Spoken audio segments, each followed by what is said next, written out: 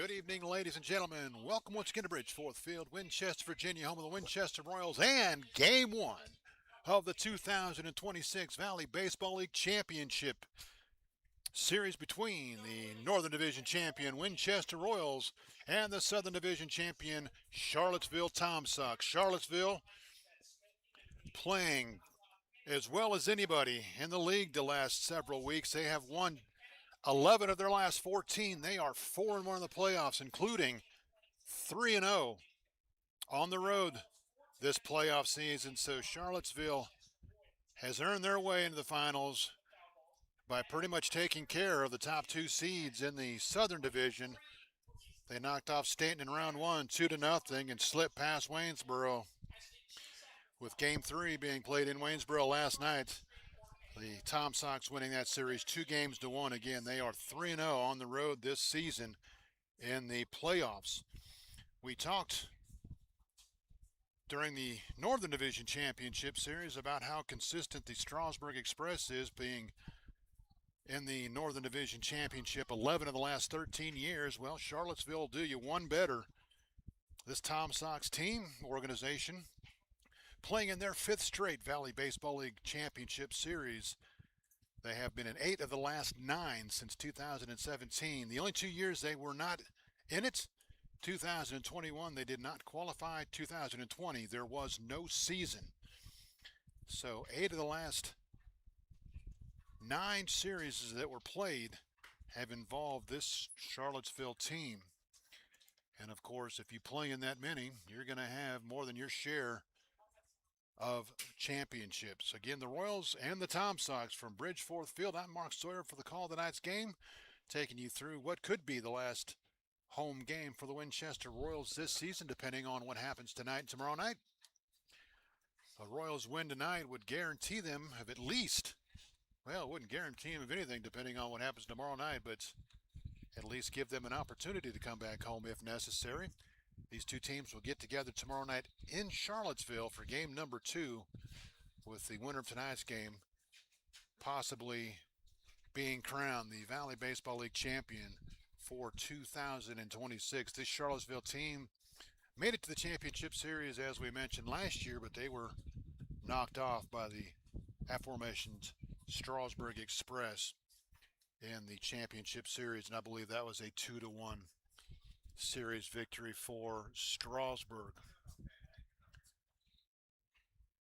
Let's take a look at tonight's starting lineups first. We are still waiting on umpires as we are getting a late start here tonight because of the weather in the area. Hopefully it has moved out of the area and will give us an opportunity to get 9 innings in tonight. Again, a 7 o'clock start originally scheduled, but with rain and lightning and so forth in the area, we were pushed back to originally 7:30 and now looking at a 7:45 start. So still no umpires to speak of yet. So I probably jumped the gun and got going a little bit early. So we can take a look a little bit more of the season that was. Again, Charlottesville finished 3rd in the Southern Division standings. They were 19-17 during the regular season, 6 games behind Waynesboro. But again, they came on strong late.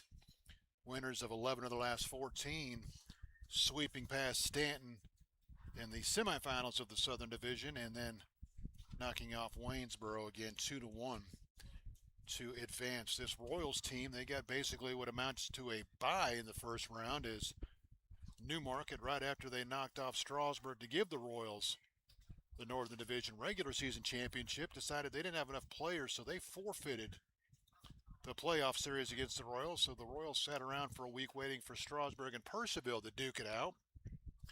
Once the Express slipped past the Cannons 2-1, the Royals and Strasburg got together, and Winchester swept that series 2-0, giving them another night off last night, while the Southern Division decided their winner with Game 3 last night. The Royals won the North with a 20-16 record, 1 game above Strasburg and Percival, just 2 above the 4th place Newmarket Rebels. So if you add the records together, Charlottesville just one game, one less win than the Royals during the regular season.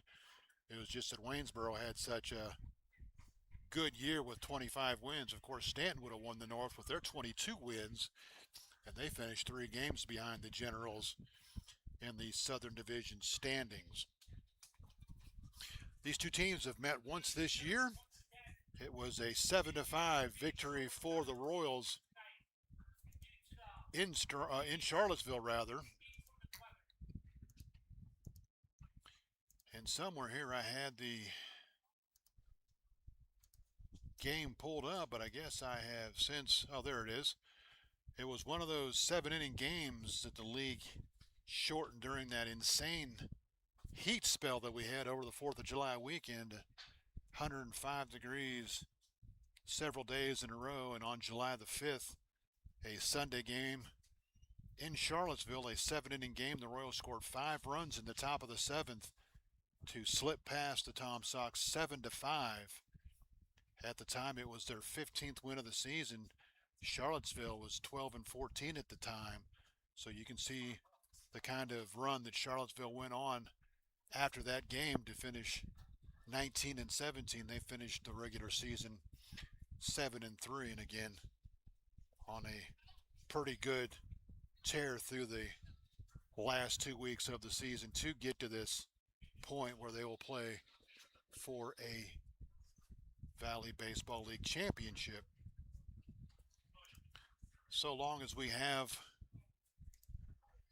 the time and we're still waiting on umpires, let's take a look here. Charlottesville 1, 2, 3, 4. 4 wins of the Valley Baseball League championship in those 8 trips to the championship series. This Winchester Royals team, they lead the league with a league high 13 Valley League championships, but they have not won a Valley League championship since 2004, and they are participating in their first league championship since the year 2012. So lots of history on the line between these two teams. Both teams regulars in the league championship series. It's just Charlottesville has done it more recently than the homestanding Winchester Royals. Still waiting on umpires. And I'm told we're going to kick off in 5 minutes, and the home plate umpire meeting takes about 5 minutes. So being told that they just came in. So while we're waiting, we'll go ahead and take a look at tonight's starting lineups. First, for the Charlottesville Tom Sox, they are 23-18 on the season, 4-1 in the playoffs. Again, the 3rd seed out of the Southern Division. They'll lead off with Grayson McCollum, third baseman from Kennesaw State. Harrison Campy will play second, bat second from Wofford College.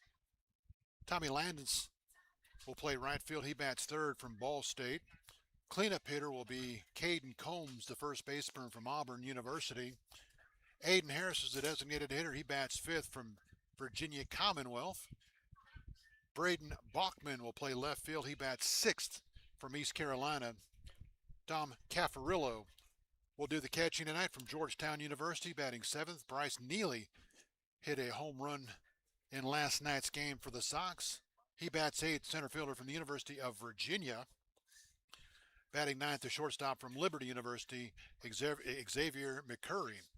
On the mound for the Sox, he had a nice outing in game one of the playoffs. Lucas Cash, right-hander from Bridgewater College, comes in with a 3-1 record, a 3.88 earned run average. And again, he got the win in game one against Stanton to open up the Charlottesville playoff run.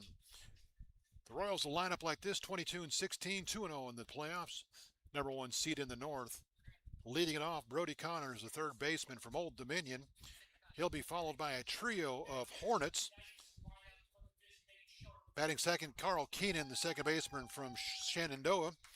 Also from Shenandoah, the center fielder, Jamie Padilla. Cleanup hitter, the catcher from Shenandoah, J.P. Williams. James Pitts, the designated hitter, bats fifth. He's from State College of Florida. Amar Fleming II will play first. He bats sixth from High Point. Bodie Pullen, the left fielder from Shepherd University, bats seventh. Troy Davis will play right field, batting eighth from East Stroudsburg University.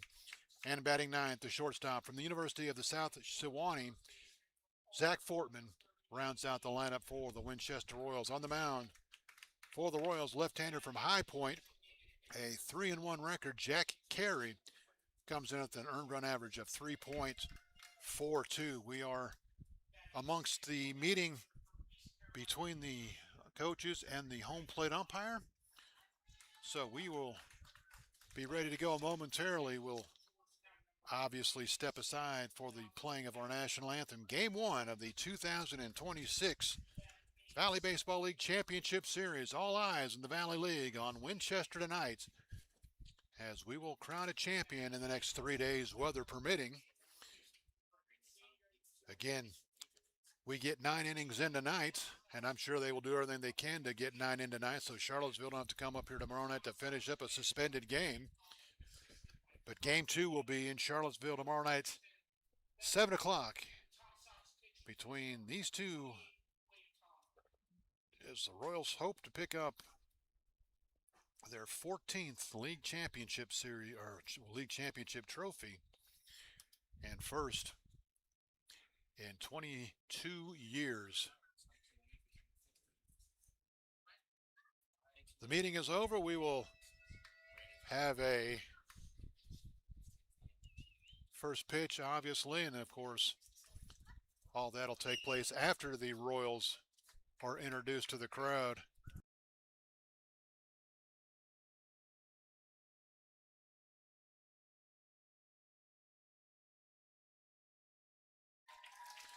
Good crowd on hand. We have some Tom Sox fans in the crowd, and should be a good one between the Royals and the Tom Sox. Royals being introduced to the crowd as we speak. The three Shenandoah Hornets in the lineup. Their head coach, Coach Kevin Anderson, here for the ball game tonight to watch his players in action.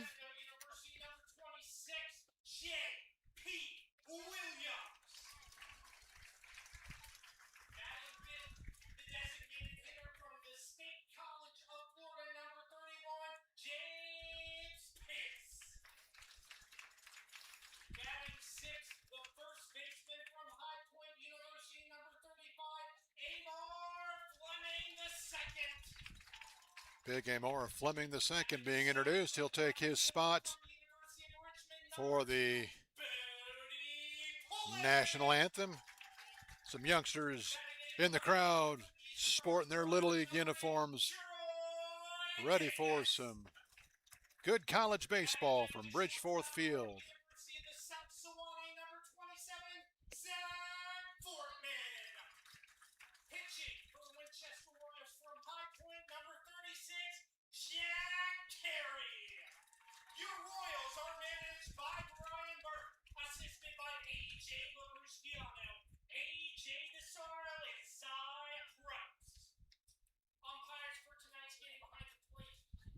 And before we have the first pitch, we will step aside and honor America with the playing of our national anthem. The Valley Baseball League Championship Series, Game 1 from Bridgeforth Field, the Charlottesville Tom Sox and the Winchester Royals moments away from kicking off from Bridgeforth.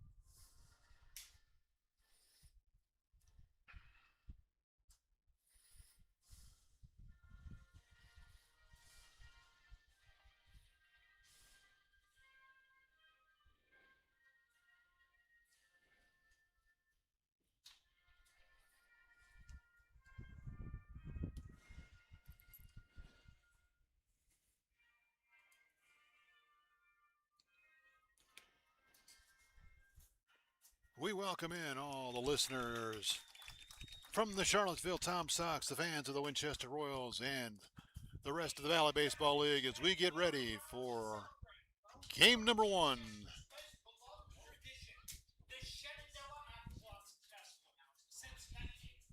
On the mound for the Winchester Royals, left-hander Jack Carey from High Point. Again, a 3-1 record. Jack making his 7th start and 10th appearance.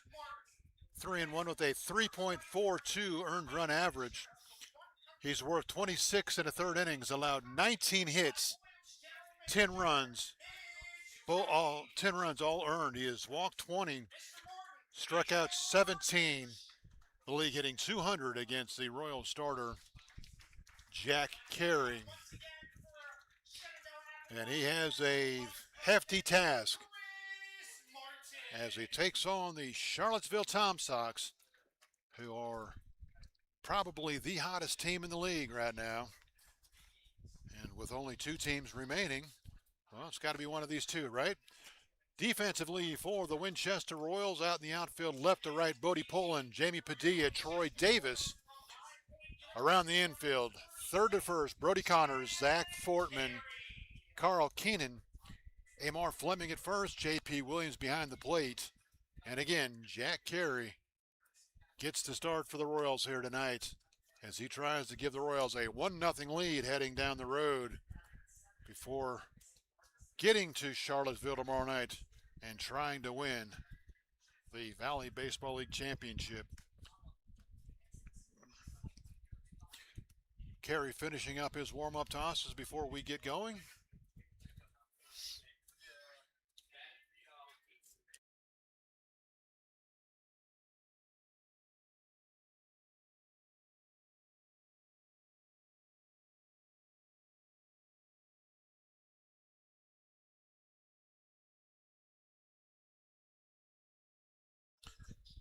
JP tells his middle infielders, let's go. I'm going to throw this one down, and we are just about ready to go.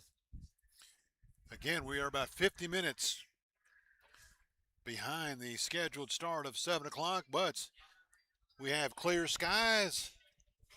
Things have settled down, and we are ready to go. From Bridgeforth, leading it off, Grayson McCollum, the third baseman from Kennesaw State. McCollum, a .303 hitter, starting in his 38th game. He's appeared in 39. 46 for 152, no home runs, 26 RBIs. 26 RBIs for the leadoff man. That'll tell you a lot right there, and he will run if he gets on base. First pitch off the plate for a ball, kicks all the way to the backstop, and we are underway, 1-0. Grayson McCollum getting things going here tonight. Carries one, the 1-0. Grounded towards short. Fortman up with it, off balance throw to first. Plenty of time to retire McCollum for out number 1 here in the first.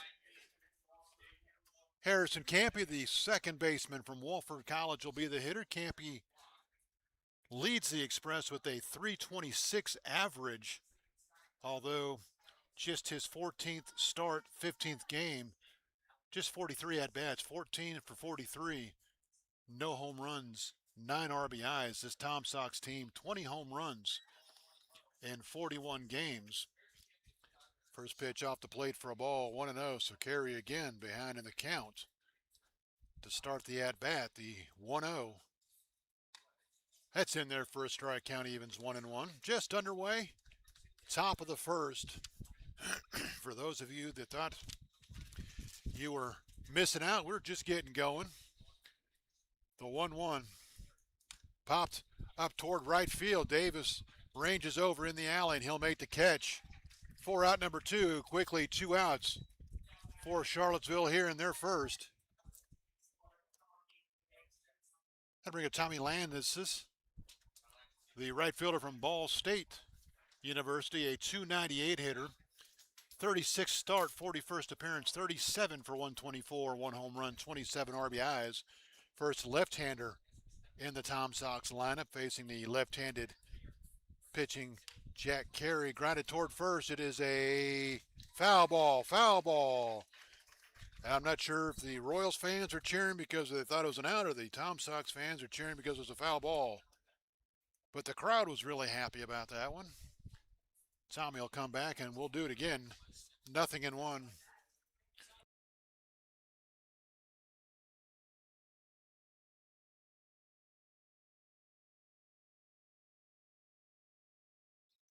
Nothing in one the count on the Charlottesville right fielder. Carey trying to turn in a 1-2-3 first. The 0-1. That'll miss and go all the way to the backstop. Count evens up 1-1.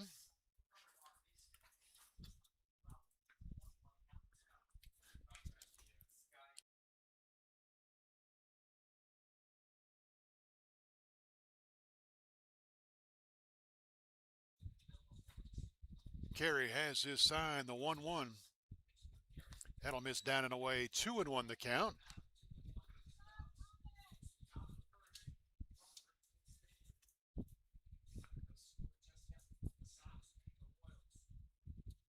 Carey has his sign, the wind, the 2-1.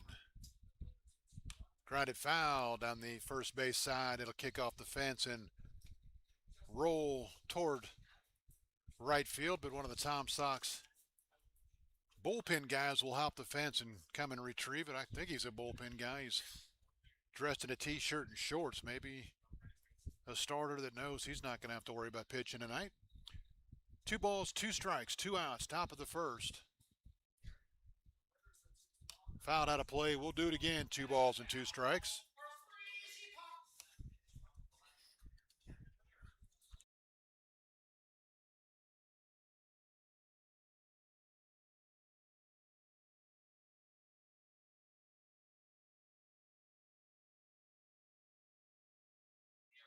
Jack Carey from Denver, Colorado, so you know he's a good one.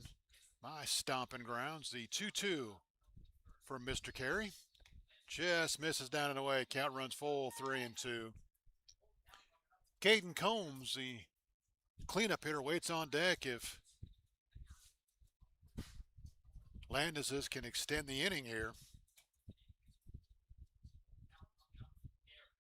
Carey has his sign, the wind, the payoff pitch.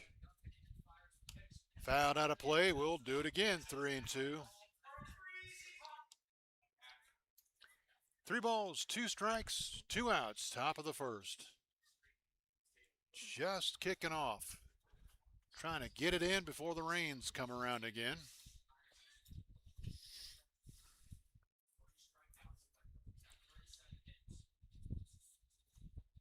Carey, big deep breath. His 3-2 on the way. Popped it up. Should be easy. Fortman going back. Poland coming in. Fortman will call everybody off, and he'll make the catch in shallow left field to retire the side. The Tom Sox go in order here in the top of the first. We've played a half an inning. Charlottesville 0. Winchester coming to bat. You're listening to the Winchester Royals and Valley Baseball League action.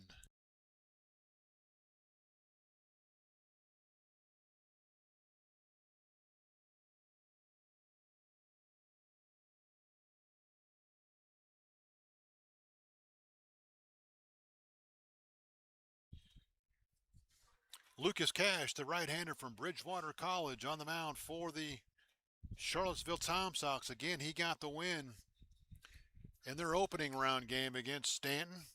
He comes in with a 3-1 record, making his 10th start, 10th appearance, a 3.88 earned run average. He does have 1 complete game, 1 shutout.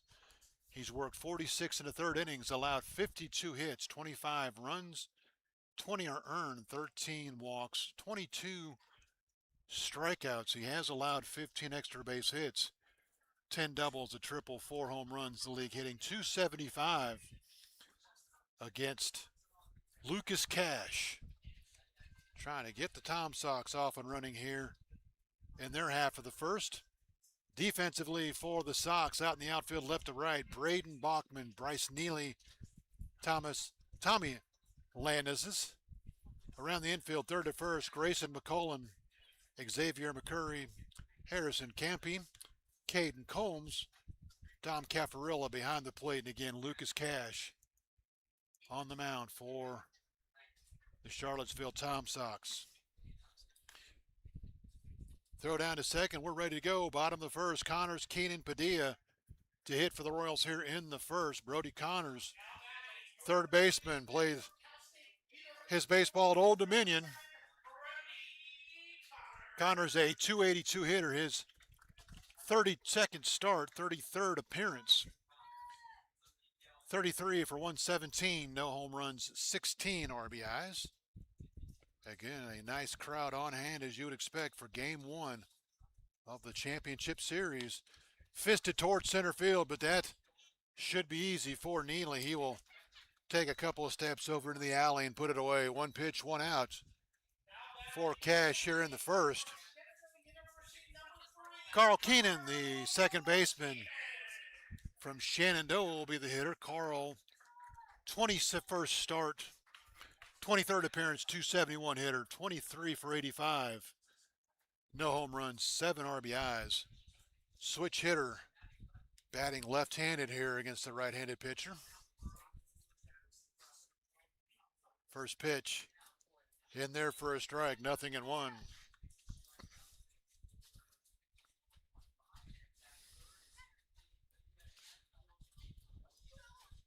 Cash will set the 0-1-2 Keenan. Swung on and missed, 0-2.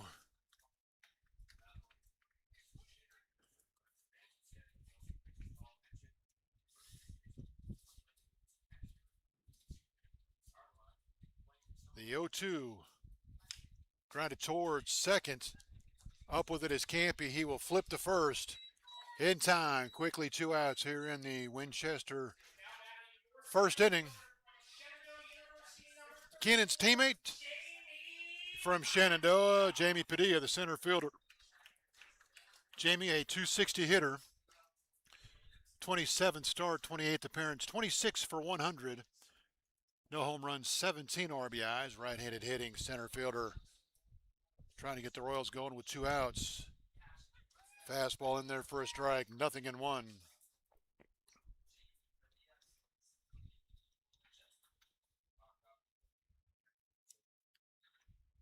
The 0-1, that's downstairs, and that'll kick past Caffarilla all the way to the backstop. 1-1 the count.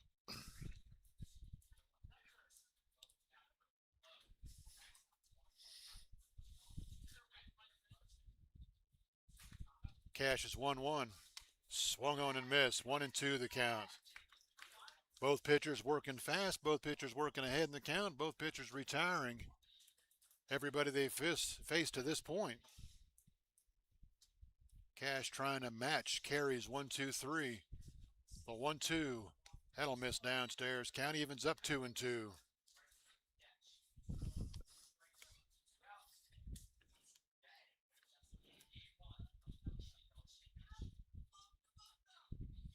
Cash working exclusively from the stretch, as most pitchers do these days.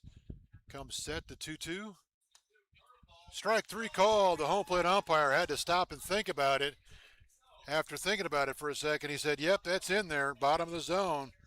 Padilla will strike out to end the first inning. Nothing doing for either team. We've played one. We have no score of the Valley Baseball League Championship Series. Game number 1, Charlottesville and Winchester.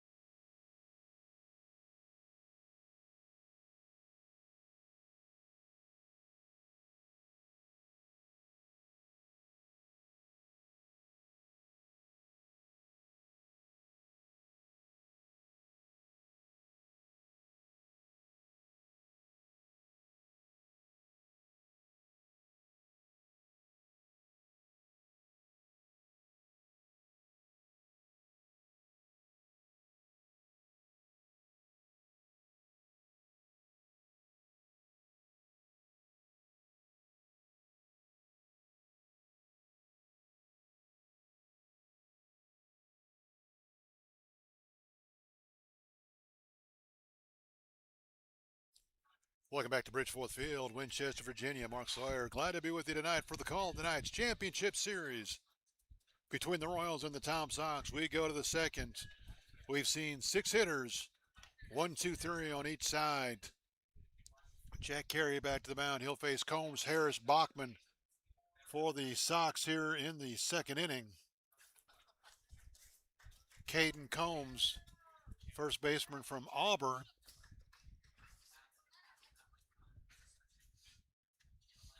Probably not going to find his hitting stats on the pitching stats. He's a 307 hitter. His 27th start, 27th appearance, 27 for 88. He has 3 home runs, 22 RBIs. His 3 home runs tie for the team lead, and he's ahead in the count 1-0. Carries Wine the 1-0.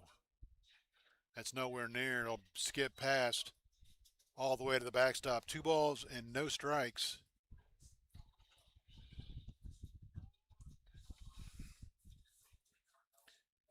Carey once again behind in the count here in the early going. The Wine, the 2-0 to Combs. Grounded toward third. Connors up with it. A couple of crow hops across toward first. The throw on to retire Combs, 5-3. First out here in the second. That'll bring up Aiden Harris, the designated hitter from Virginia Commonwealth. Harris, a .290 hitter, his 21st start, 21st appearance. 20 for 69. He has 2 home runs, 15 RBIs. Right-handed hitting designated hitter. Facing the left-hander. First pitch ripped toward third. That is caught by Connors. Connors reached down and backhanded it in the air. Harris hit it on the screws, but nothing to show for it. And there are quickly 2 outs here in the Charlottesville second for Braden Bachman, the left fielder from East Carolina. Bachman, a .241 hitter, his 17th start, 22nd appearance. 13 for 54. He has 1 home run, 14 RBIs, and that smoked down the third base line. A diving stop by Brody Connors, and he will throw out Bachman at first. I thought that ball was down the line into the corner, but another sparkling play by Brody Connors. Connors, 2 assists and a putout in the inning. He makes 2 great plays, and the Royals turn the Sox away. 1-2-3 here in the second. Nothing doing. We've played an inning and a half. It's Charlottesville 0, Winchester 0. We go to the bottom of the second. You're listening to the Winchester Royals and Valley Baseball League Championship game number 1 between the Royals and the Tom Sox.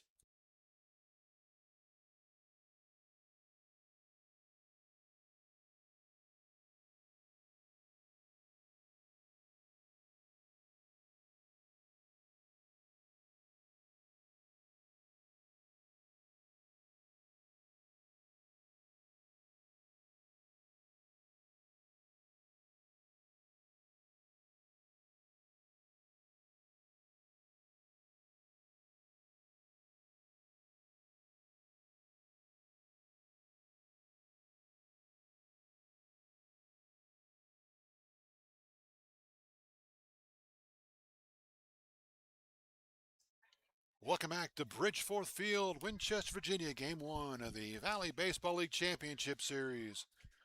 Lucas Cash back to the mound for the Sox. He retired the Royals in order in the first. He'll face the middle of the order, 4, 5, 6. James Pitts, Amar Fleming the second, and Bodie Pullen to hit for Winchester here in the second. Catcher from Shenandoah University will lead it off. Cleanup hitter. JP hit a 2-run home run Sunday night in Strasburg to give the Royals a little bit of cushion going late into the ball game. He's a .366 hitter. 15th start, 19th appearance. 15 for 41, 3 home runs, 9 RBIs. His 3 home runs tied for second on the team with the Royals, and he'll chop this one foul toward the Royals dugout, 0-1. JP, all 3 of his home runs were at First Bank Park in Strasburg. He hit 2 in one game, and then the big one the other night to help get the Royals to the championship series, the 0-1 Downstairs for a ball, 1-1. Still looking for our first base runner here tonight for either ball club. Cash will come set. His 1-1 swung on and missed. He pulled the string, and JP way out in front. 1-2.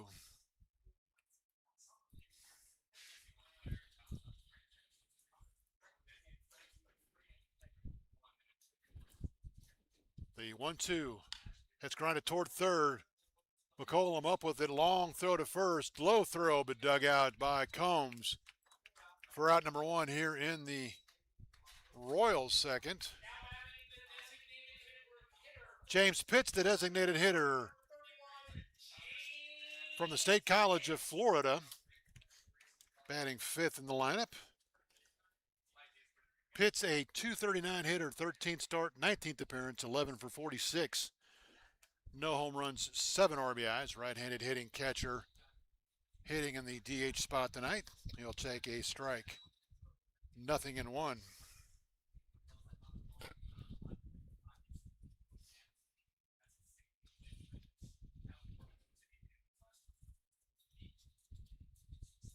The 0-1 from Cash. Swung on and missed, and he pulled the string on Pitts.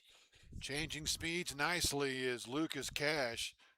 He worked 8 innings in Game 1 of the playoffs to boost Charlottesville to the Game 1 win over Stanton. The 0-2 chop foul down the third base side. Count remains 0-2. Well, we're early going, but Jack Carey and Lucas Cash locked in a good one so far. Cash trying to match Carey's second 1-2-3 inning to start the game. The 0-2, that'll miss high and away. 1-2.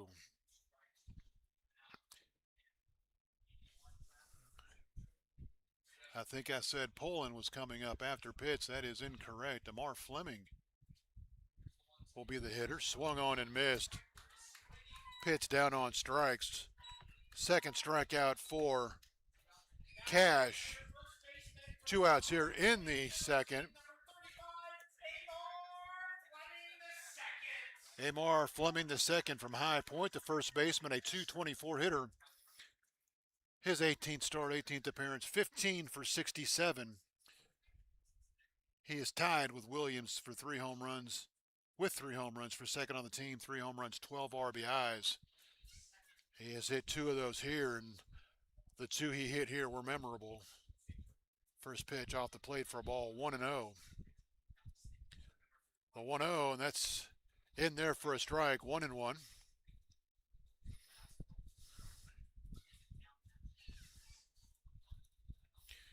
Cash working in a hurry with nobody on. His infield loves that. The 1-2, or the 1-1 rather. Now it's 1-2 as it's chopped down the first base side just past the Charlottesville dugout. 1-2.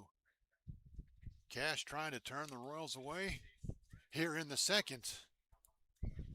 The 1-2 lifted toward right. Should be easy for Landis's, and he will come in and make the catch in right field. So the Royals light the Tom Sox in the second. 1, 2, 3 and out. We've seen 6 hitters on each side. Nobody's reached base yet. We've played 2. It's Winchester 0, Charlottesville 0. You're listening to the Valley Baseball League Game 1 of the Championship Series and the Winchester Royals.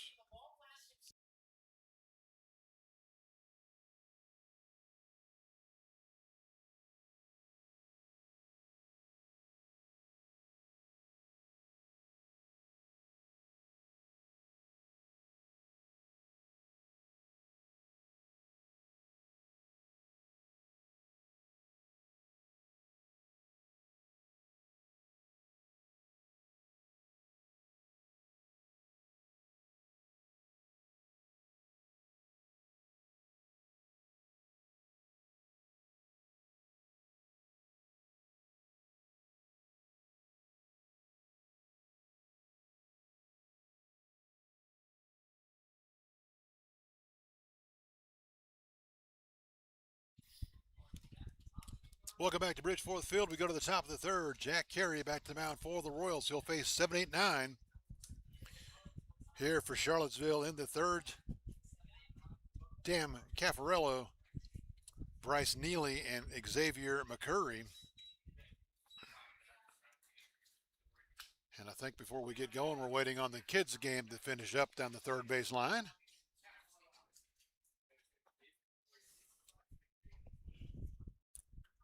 Tom Caffarillo, the catcher from Georgetown University.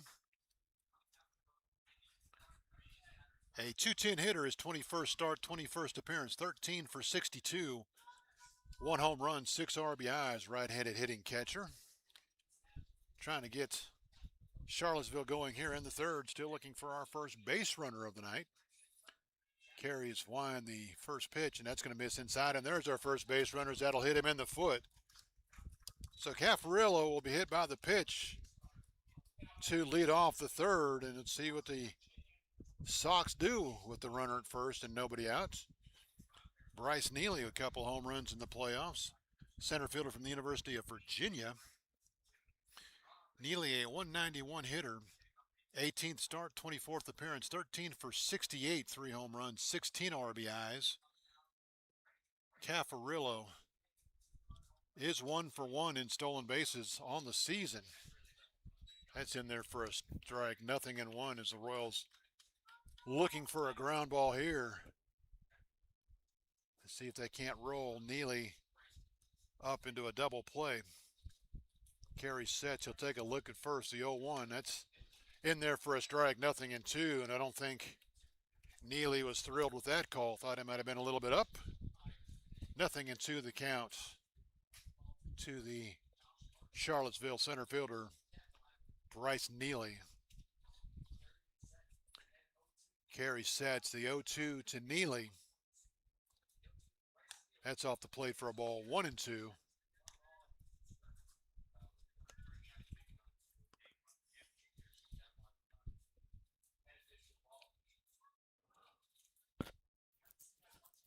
Carry a big deep breath. He'll wipe off. Now he has a sign he likes. The check of first, the 1-2. Swung on and missed. He pulled the string, and Neely down on strikes. First strikeout for Carey, first out of the inning, and now a double play gets you out of that inning. But good speed at the plate, and Xavier McCurry, the shortstop from Liberty University. McCurry, a 225 hitter, left-handed hitter. His 29th start, 34th appearance, 23 for 102, 1 home run, 18 RBIs. Left-handed hitter, which gives him another step or two toward first. Cue balls it toward third. Connors on to first, on the second for 1. But again, McCurry with the good speed will beat it out. So it wasn't hit hard, but Connors decisively up with it through to second to get the lead runner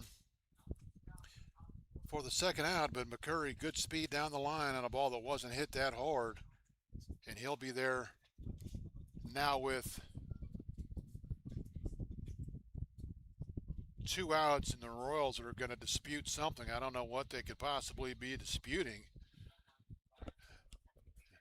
I don't know.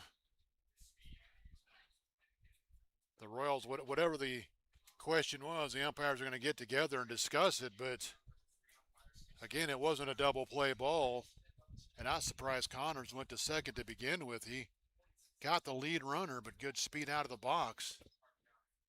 Beat the throw to first, and I thought they would take the out at first all the way.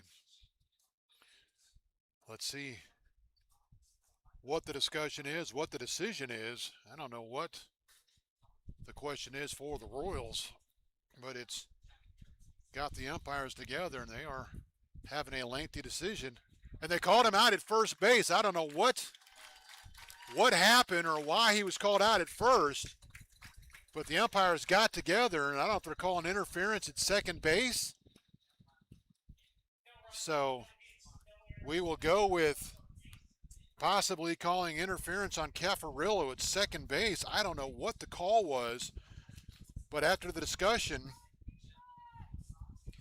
the umpires came out and said McCurry was out at first.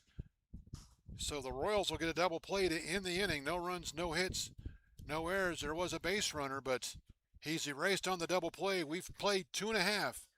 Charlottesville 0, Winchester 0. You're listening to the Winchester Royals in Valley Baseball League action.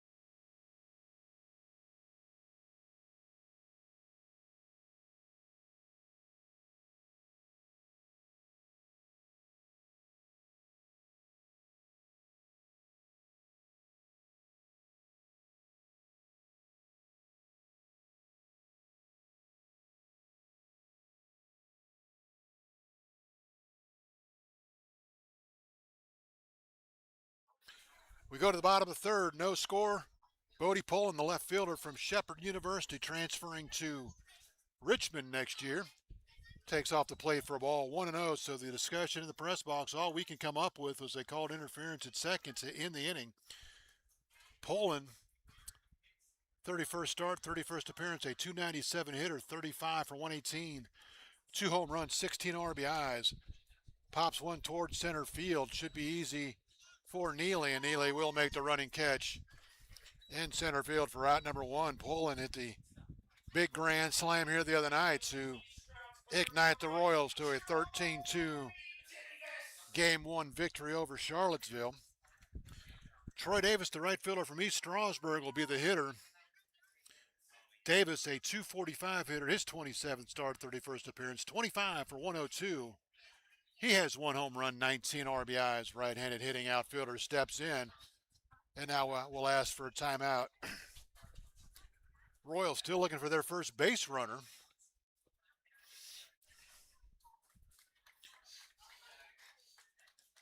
Both Lucas Cash and Jack Carey in control here in the early going. That's in there for a strike, 0-1.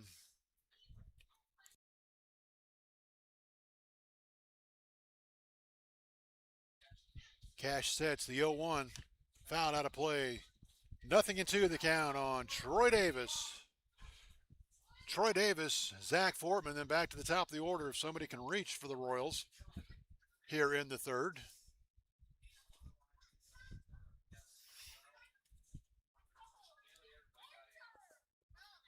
The 0-2, and that'll miss inside and almost hit him.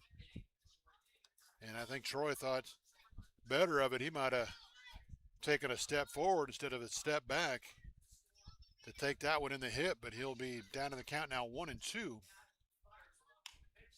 Fisted toward shortstop. Nice diving play by their shortstop, but he's not going to be able to throw him out. McCurry made a spectacular diving stop, but Troy Davis, good speed, able to beat it out at first. That'll be the first hit of the game for either team. He'll be a base runner with 1 out. That'll bring up Zach Fortman. Fortman, a 248 hitter, his 30th start.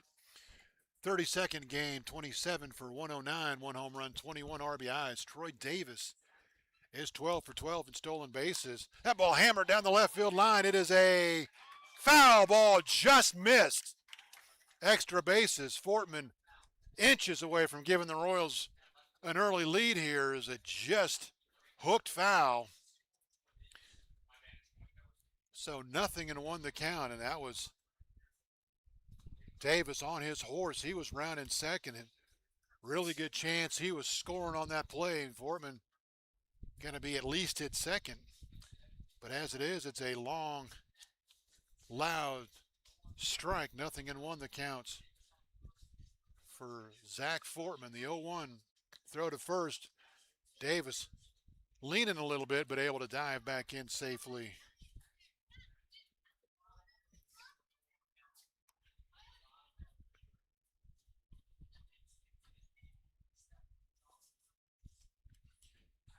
Cash sets. He'll take a look at Davis. The 0-1. Go to first again, Davis. Diving back in safely. Davis looked like he had a better look at the move that time as he was able to dive in. The count still 0-1 on Zach Fortman with one out. Royals trying to jump on top. The 0-1. Popped it up, but that's going to be backing out of play. 0-2.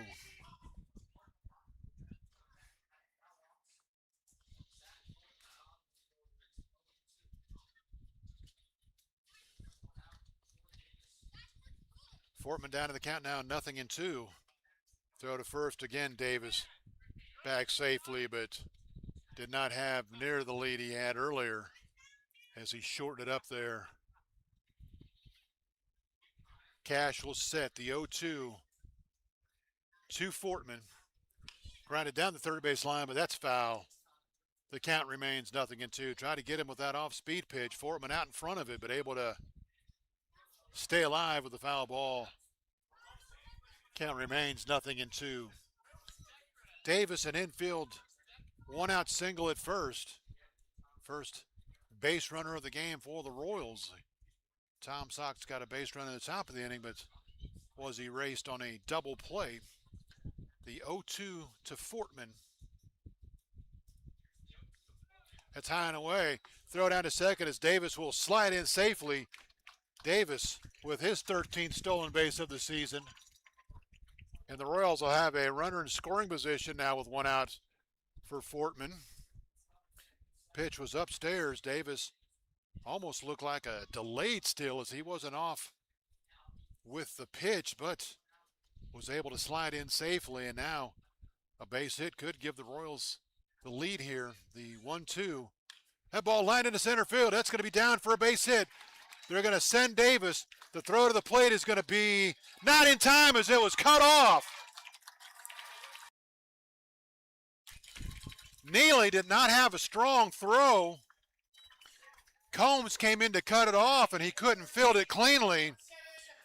So the stolen base pays off for the Royals as Fortman will drive in the run. And a couple of one-out hits from the bottom of the order have given the Royals a 1-0 lead. And Brody Connors, who flew out to center field his first time, will step in to try to add on. RBI single for Fortman. He'll take off for second. The throw down to second is going to be not in time, and Fortman will steal second in the throw. The throw was fielded by the second baseman. Fortman thought it was into center field. And now there's mass confusion as the ball was dropped at short. They're saying he dropped it on the exchange, and I don't think anybody agrees with that call. Fortman thought the ball got into center field, and so he took off for third, but McCurry had actually fielded the ball.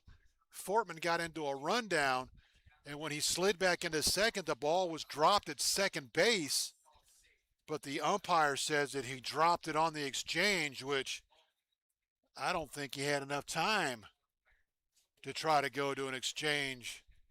And the Royals obviously agree with me, but again, 30-some odd years doing this, I don't see this being changed. So they will call him out. So it'll go as a stolen base, and I guess a stolen base, and then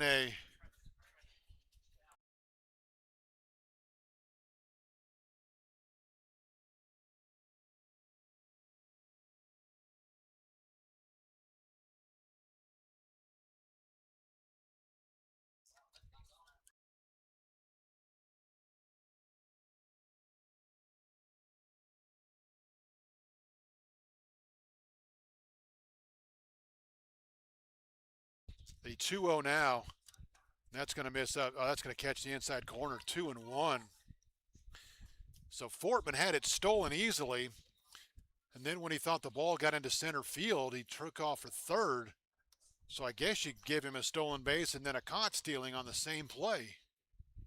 The 2-1 That's going to be fisted into center field for a base hit, and that's going to cost the Royals a run. So 3 consecutive one-out hits. And Connors will be at first now with 2 outs.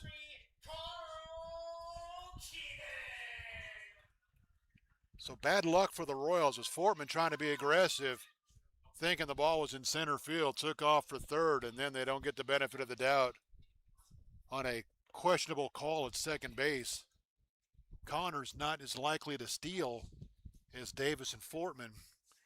Connors 7 for 8 in stolen bases.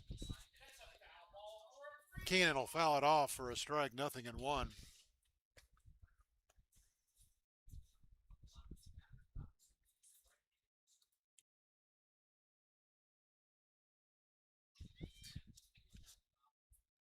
Keenan hitting left-handed again against Cash. A throw to first. Connors was leaning but able to dive back in.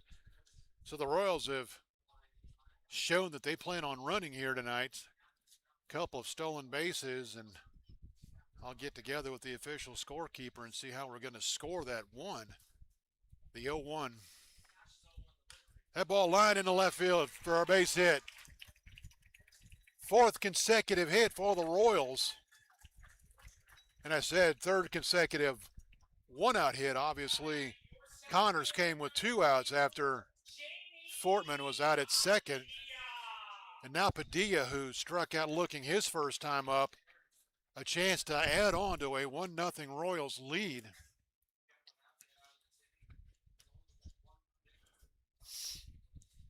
See if Padilla can keep the hit parade going and add on here. The Royals 4 consecutive hits. The first pitch to Jamie. That ball's tapped right back up the middle. Fielded by Campy. He will throw on to first. Nice play by Harrison Campy to retire the side. The Royals get a run on 4 hits. There were no errors. They will leave they'll leave 2 on. It could have been a bigger inning, but the Royals will take the lead. 1-0. We've played 3. It's Winchester 1, Charlottesville 0. Game 1 of the Valley Baseball League Championship Series.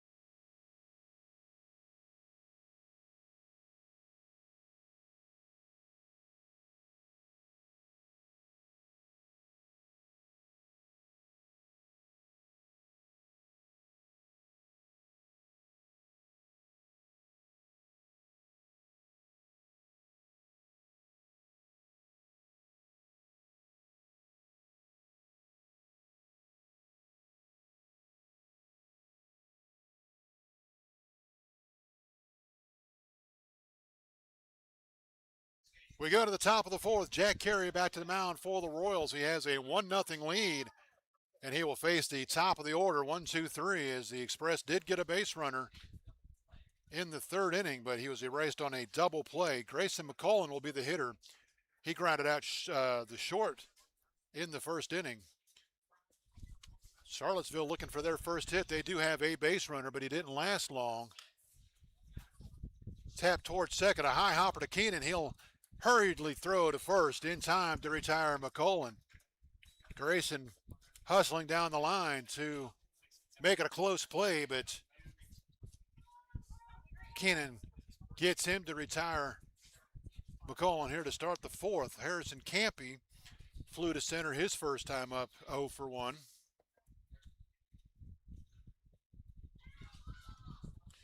The first pitch to Campy, that's in there that's going to miss inside. They're officially, for those scoring at home, Fortman does get credit for a stolen base, but he was out trying to go to third, the 1-0. swung on and missed, pulled the string 1-1. And if you are scoring and are interested in who gets all the assists, it'll go 2, 6, 5, 4 on the putout. And again, I'm still questioning whether that ball was dropped on the exchange or not. The 1-1 misses outside, 2-1.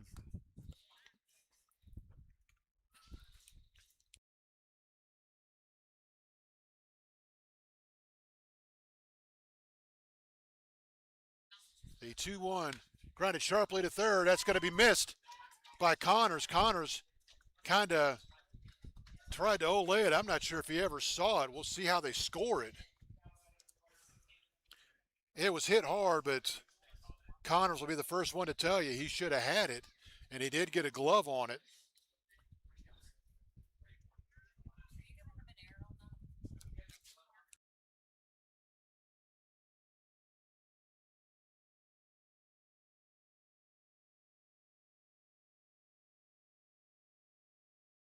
So it'll go as an error to Connors, first error of the game. And now Landis is, boy, he popped to short his first time up. Just a second base runner of the game for the Tom Sox. That's in there for a strike, 1-1. And again, I think Brody will be the first one to tell you he got a glove on it. He should have made the play, but the 1-1.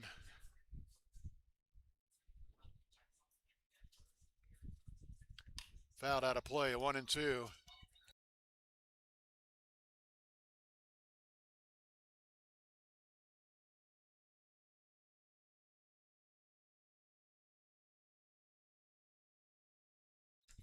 Ball and 2 strikes. Carey trying to work around a 1-out error. The 1-2. Tap toward first. It'll be fouled as Fleming will range over and field it barehanded and flip it back to Carey. And Carey will ask for a new baseball and throw that one toward the Royals dugout. 1-2 the count on the Charlottesville right fielder. Royals had an opportunity to get multiple runs in the bottom of the third, only able to come up with one, but right now that's the lead, 1-0. The 1-2 from Carey.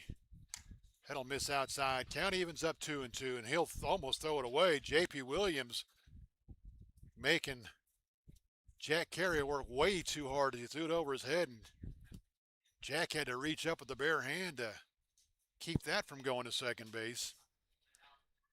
The 2-2. Fouled out of play. We'll do it again, 2-2. And Landis has had another pretty good at-bat in the first inning before he ended up popping up to short to end the first.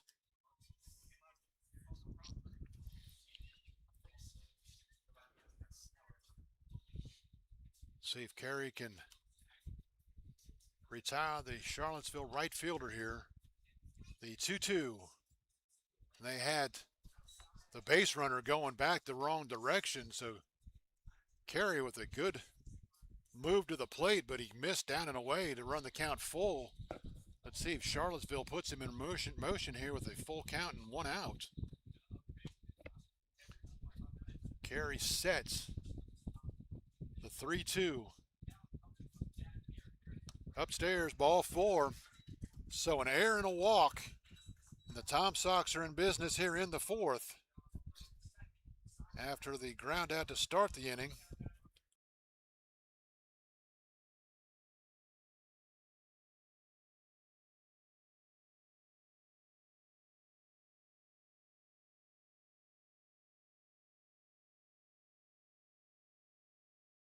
That'll bring up Caden Combs, grounded to third his first time up. The Royals would like to see him do that again and see if Connors can't roll it up. Downstairs for a ball, 1-0. So the error, the walk, and now behind in the count. Charlottesville's a base hit away from tying this thing up as we play here in the top of the 4th. Carey sets the 1-0. That ball is lined into right field for a base hit. Davis up with it. The throw will be cut off, and the Tom Sox have tied it up with an unearned run here in the fourth.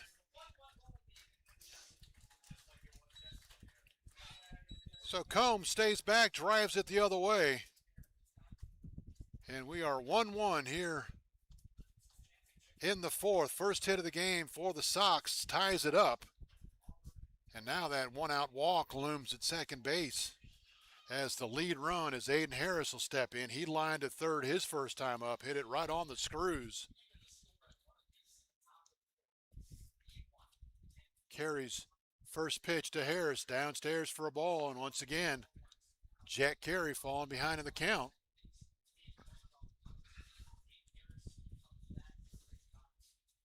Royals like to see him hit one as hard as he did last time, right at maybe Zach Fortman at short, and see if he can't roll it up. The 1-0 fouled out of play, 1-1.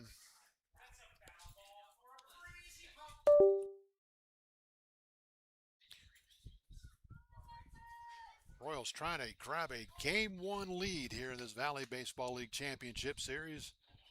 Charlottesville trying to do the same. We are 1-1 in the fourth.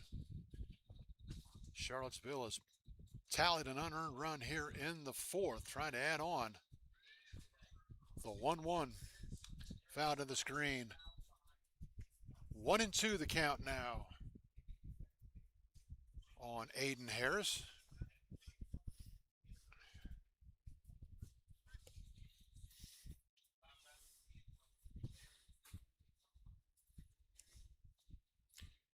Carey trying to get Harris out of the equation here. The 1-2. Ball is lifted toward left field, going back on his pole, and he will settle under and make the catch. Shy of the warning track in left field. So off the bat, it sounded a whole lot better than it was, as Harris will fly out to shallow left for a big second out here in the inning, but still a runner in scoring position for Braden Bachman. And now anything that scores this inning will be unearned. Carey trying to retire Bachman again. Braden grounded to third his first time up. He's 0 for 1. First pitch from Carey. Off the plate for a ball, 1-0. Bachman hitting in the 6th hole for Charlottesville, trying to put the Sox on top here in the fourth. Carey didn't catch his sign, wants JP to go through him again. The 1-0. That's way outside, 2-0.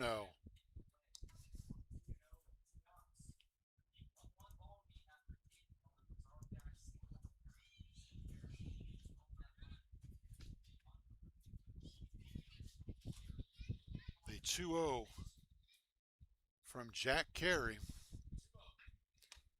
That's in there for a strike, pulled the string, 2-1.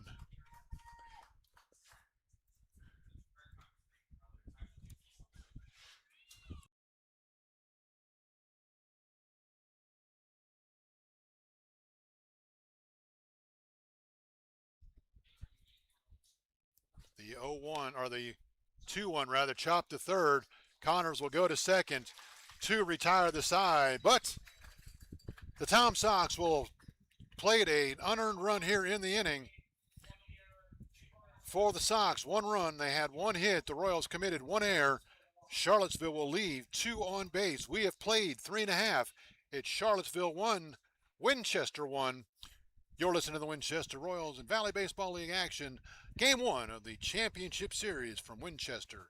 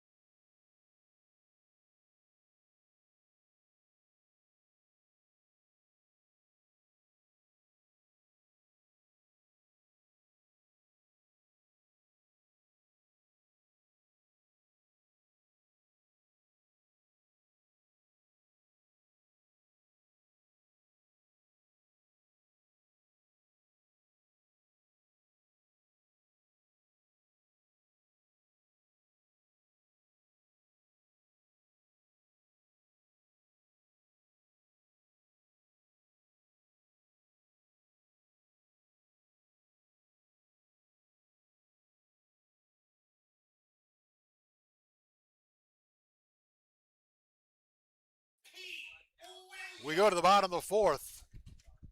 Lucas Cash back to the mound for the Express. No, we are not playing the Express anymore. We're playing Charlottesville. JP 0 for 1. He grounded to third his first time. A run on 4 hits for the Royals. They all came in succession. A run on 1 hit for Charlottesville. The Royals have committed the only error of the game. JP trying to get the Royals going here in the bottom of the fourth.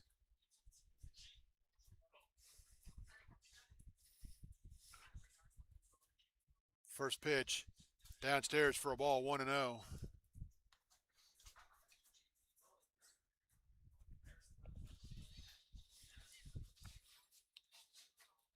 Cash sets the 1-0. That'll miss down and in, 2-0.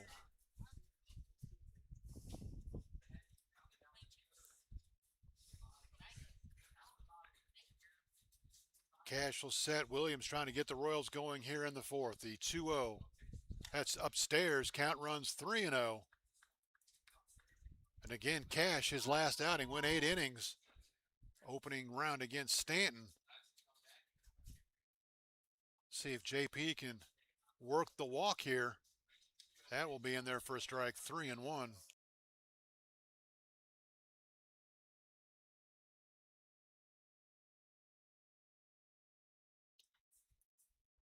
Cash has this sign, the 3-1. That's downstairs. It'll be a 5-pitch walk, and JP gets the Royals going here in the fourth. First walk issued of the game by Lucas Cash. First time the Royals have had a leadoff batter on. That'll bring up James Pitts. Pitts, the designated hitter, he struck out his first time up. See if James can line one up the alley and get his catching buddy around the bases. Fastball in there for a strike, 0-1.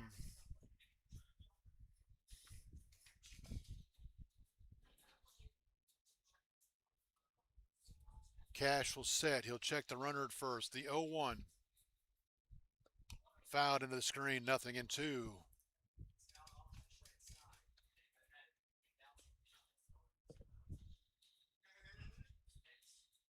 No balls, 2 strikes. Nobody out. Bottom of the fourth. We're 1-1 between the Sox and the Royals.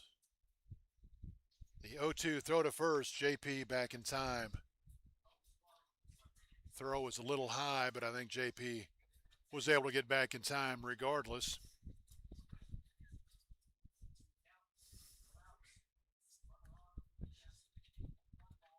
The 0-2. That'll miss upstairs. Count 1-2. Tried to get him with a high fastball. Pitch laid off of it.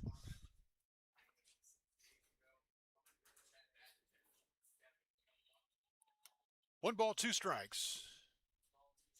Throw to first, and this time JP back standing safely.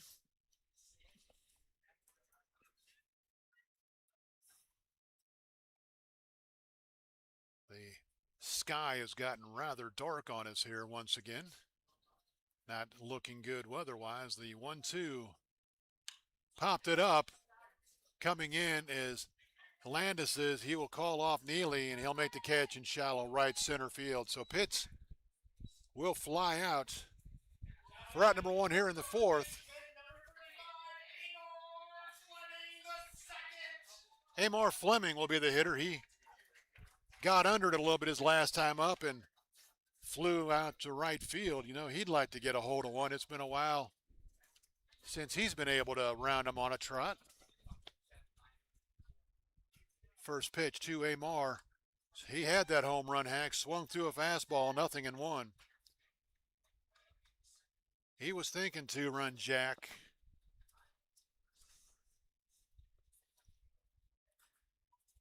Cash will set the 0-1.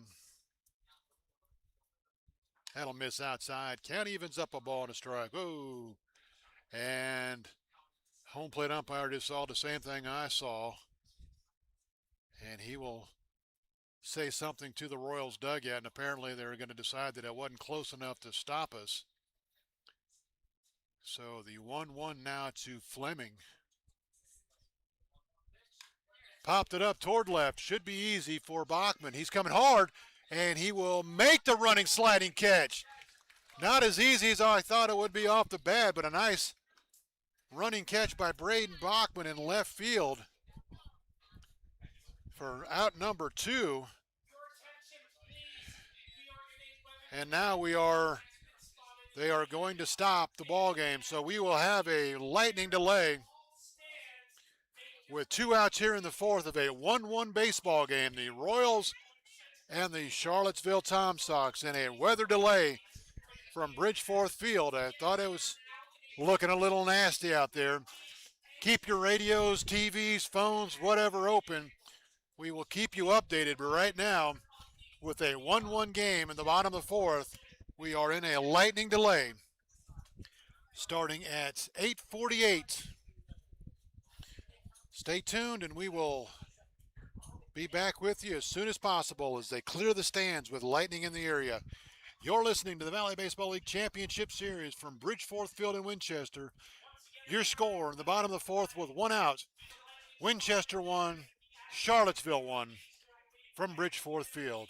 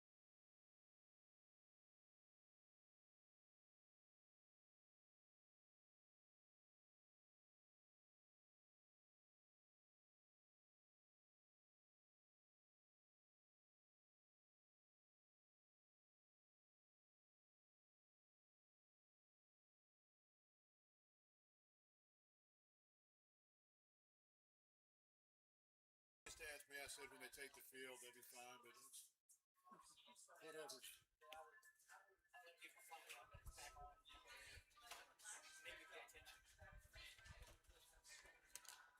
I can't mute this.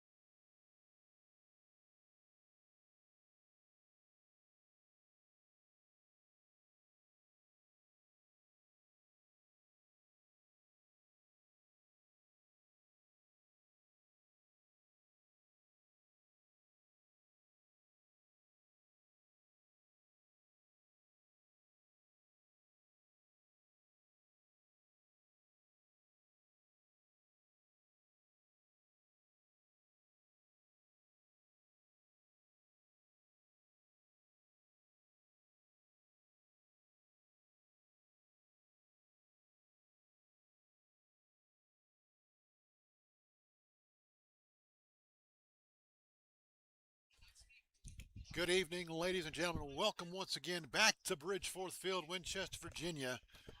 We have finished what has just been over a 1 hour lightning slash rain delay. Right now we are at 1 hour and 2 minutes. Charlottesville gathering up in front of their dugout and they're heading back on the field. So we are just moments away from restarting the game here. Lucas Cash, I'm told, is going back out on the mound for Charlottesville, so he'll get his allotted 8 pitches to get loose, and we will go back to work. To update you, the Royals have a runner at first with 2 outs. J.P. Williams led off the bottom of the 4th with a walk. Both James Pitts and Amar Fleming flew out, Pitts to right, Fleming to left, so the Royals have a runner at first with 2 outs. For Bodie Poland, who will stand in, we are 1-1. The Royals scored a run in the bottom of the 3rd on a RBI single by Zach Fortman. And then the Charlottesville Tom Sox tied it with an unearned run in the top of the 4th on an RBI single by Caden Combs. That is the only hit that the Charlottesville Tom Sox have to this point, but it drove in Harrison Campy, who had reached earlier on an error. So we're 1-1, bottom of the 4th, game 1 of the Valley Baseball League Championship Series. Lucas Cash finishing up his warm-up tosses before we get going again. What was a very nice crowd on both sides of the diamond has understandably thinned out considerably.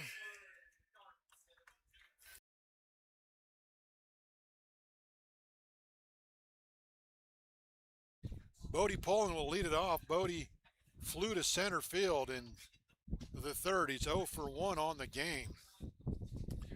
So, new hitter, new pitch count, runner at first, 2 outs. Poland trying to get him going. He'll drop down a bunt down the 3rd base side, but it'll trickle foul. 0-1 the count on Bodie Poland. Trying to move J.P. Williams around, who walked to lead off the inning. So Lucas Cash, after the hour, 4-minute rain delay, as we are going back at 9:52. Slider, they're going to ask if he went. They're going to say he went too far, and boy, the bases umpires are doing the Royals no favors here tonight. A couple of questionable calls have gone against the Royals. So 0-2 the count on Bodie Poland. The 0-2 throw to first, JP back in plenty of time.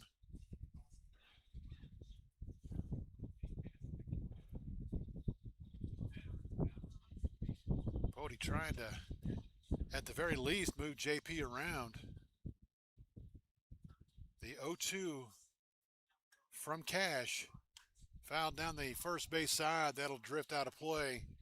The count will remain 1-2, 0-2 rather.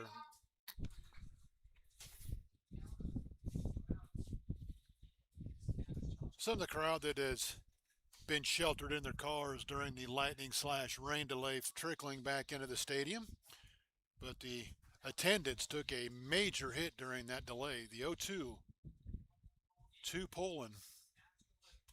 Swung on and missed. And that'll do it for the Royals here in the 4th. They get a leadoff base runner on, but cannot move him around. No runs, no hits, no errors, a runner left. We've played 4. Charlottesville 1, Winchester 1. You're listening to Game 1 of the Valley Baseball League Championship Series. Winchester and Charlottesville and the Winchester Royals.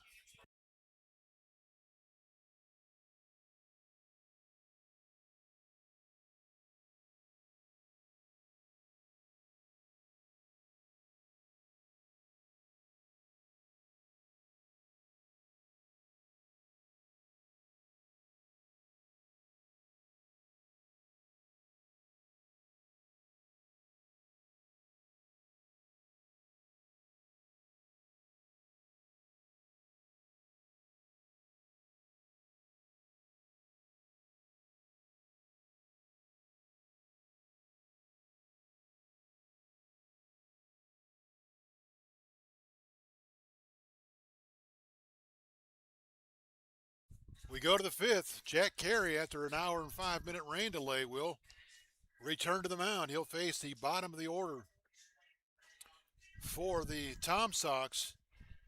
Caffarillo, Neely, and McCary. McCory, who was called out on the bizarre double play in the third inning, and we did get an explanation during the delay. The reason he was called out was because running down the first base line, apparently now they have the dual bases at first, one for the first baseman and one for the base runner, and apparently he hit the wrong base and was called out because he hit the white base instead of the green base. I don't know how accurate that is. That's the explanation I got. It seems a little bizarre to me, but welcome to baseball in 2026. Caffarillo, he was hit by a pitch in the third inning, was erased on that double play. Back in the third. We'll lead it off. No official at bat yet tonight in a 1-1 game. First pitch high and away. 1-0 the count on Caffarillo is Carey's first pitch after the delay nowhere near. The 1-0. That's lined in a right center field. It's going to get down for a base hit. Caffarillo will round first, but he will be content right there. And the Tom Sox, their second hit of the game, a leadoff single here in the fifth rather. Second time tonight they've had their leadoff batter on, and that'll bring up Bryce Neely, who has home run power. Hit a home run last night in Charlottesville's clinching victory at Waynesboro. The Royals now looking for a ground ball. First pitch, it's upstairs for a ball, 1-0. So Carey again finding himself behind in the count. The 1-0 from Carey, that's nowhere near. 2-0.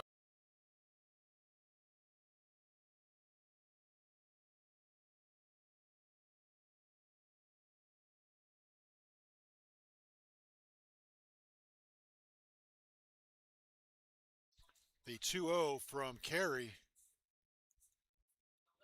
that's nowhere near. Ball 3, and after the leadoff single, he's gone 3-0 on Neely.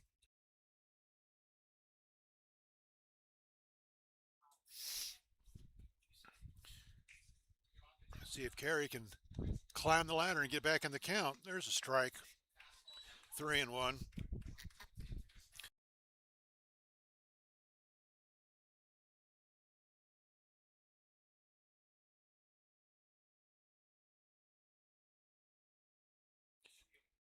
The 3-1. That's in there for a strike. Neely was headed toward first. He thought it was ball 4. Count runs full, 3-2. Borderline pitch goes to Carey. Let's see if he can take advantage here. The 3-2. That's downstairs, ball 4. So Jack Carey working himself into a hole here in the fifth. Let's see if the Tom Sox have McCurry bunting here, left-handed hitter.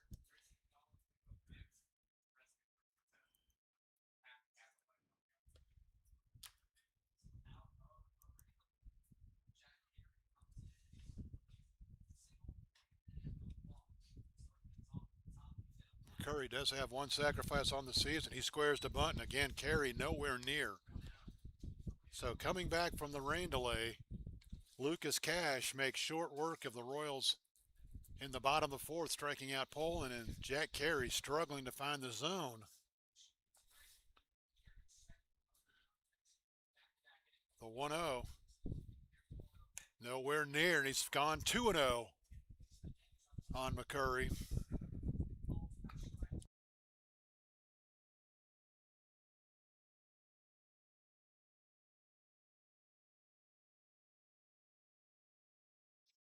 Two balls, no strikes. Runners on first and second, nobody out. Charlottesville looking for their first lead of the game. McCurry again squares. He'll drop it down.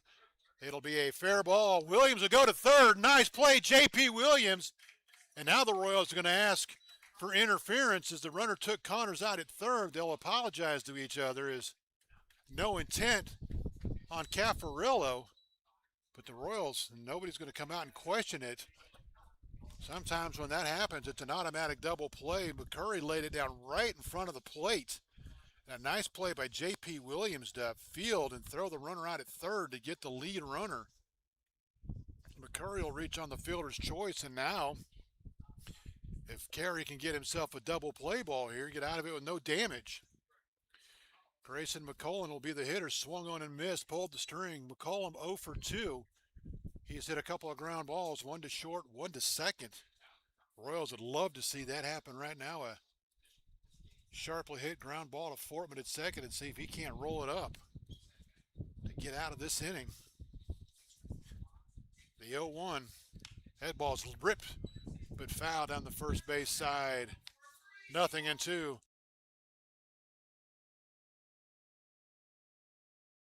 Nothing in two, and if Carey can get a strikeout here, bottom line, he needs an out without the guys on base moving up. Would be very, very big. The 0-2 to McCollum. That ball hammered deep to left. Going back on it is Poland.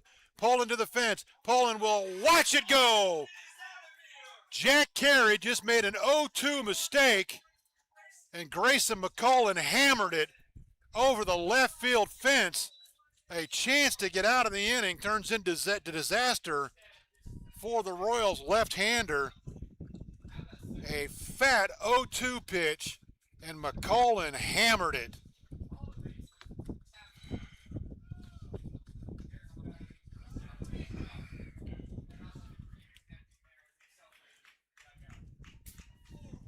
Grayson McCollum's first home run of the season.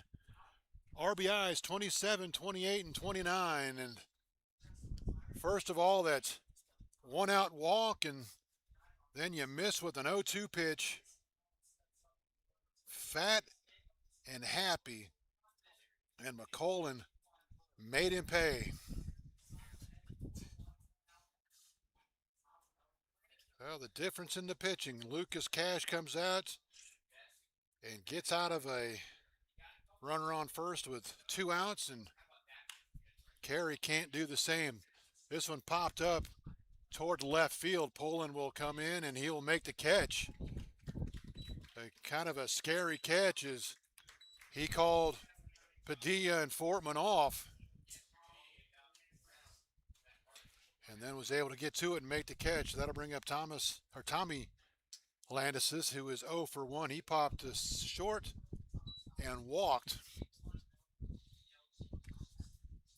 So all of a sudden the Royals find themselves down 4-1 after an hour and 5-minute delay.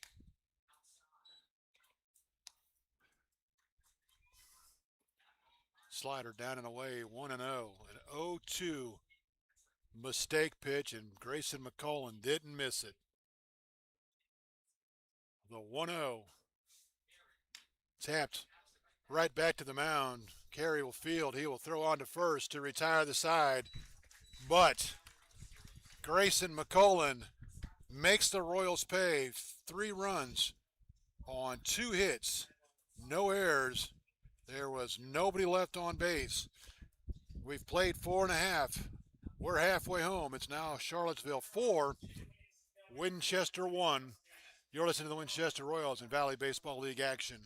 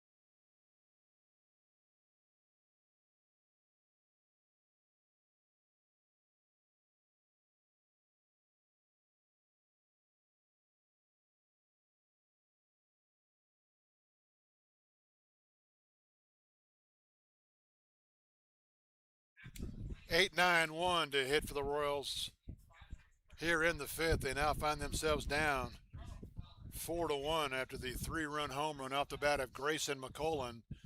Troy Davis has scored the only run for the Royals. He singled, stole second, came in on the RBI single by Zach Fortman. 0-1 the count as that's in there for a strike.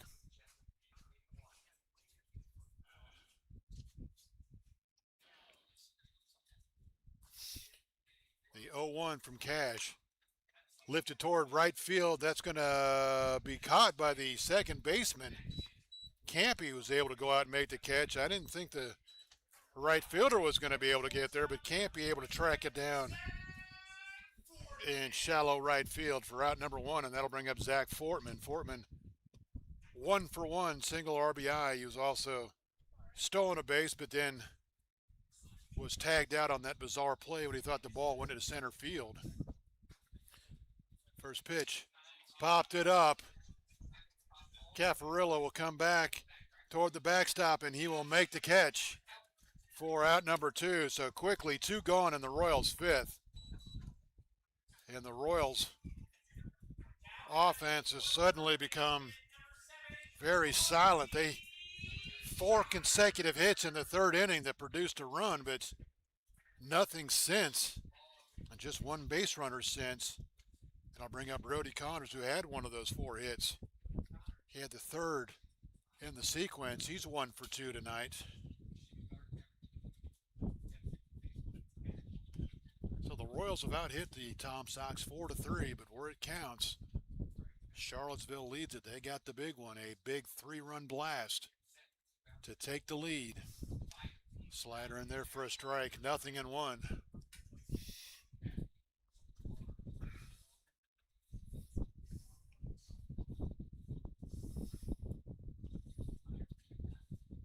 Cash sets the 0-1. That's downstairs for a ball. Count evens up, ball 1-1.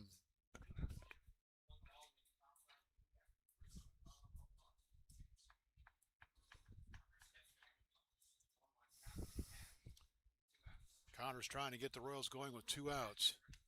That'll miss downstairs. 2-1 the count. Royals had a 1-0 lead and an opportunity to tack more on, but couldn't come up with a big 2-out hit in the third, and now they find themselves down 3. The 2-1 to Connors. That is going to miss high and tight. 3-1.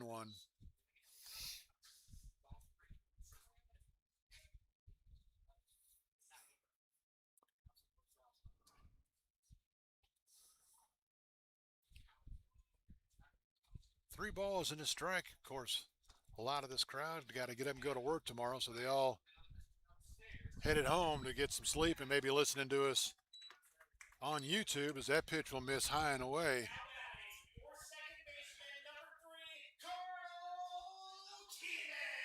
So Connors will draw the 2-out walk. He's been on base twice, and that'll bring up Keenan. Keenan had the 4th of those 4 hits in a row. He's 1 for 2. Grounded to second and singled. So Royals trying to put together a 2-out rally here. First pitch, fouled out of play. 0-1 the count on Carl Keenan.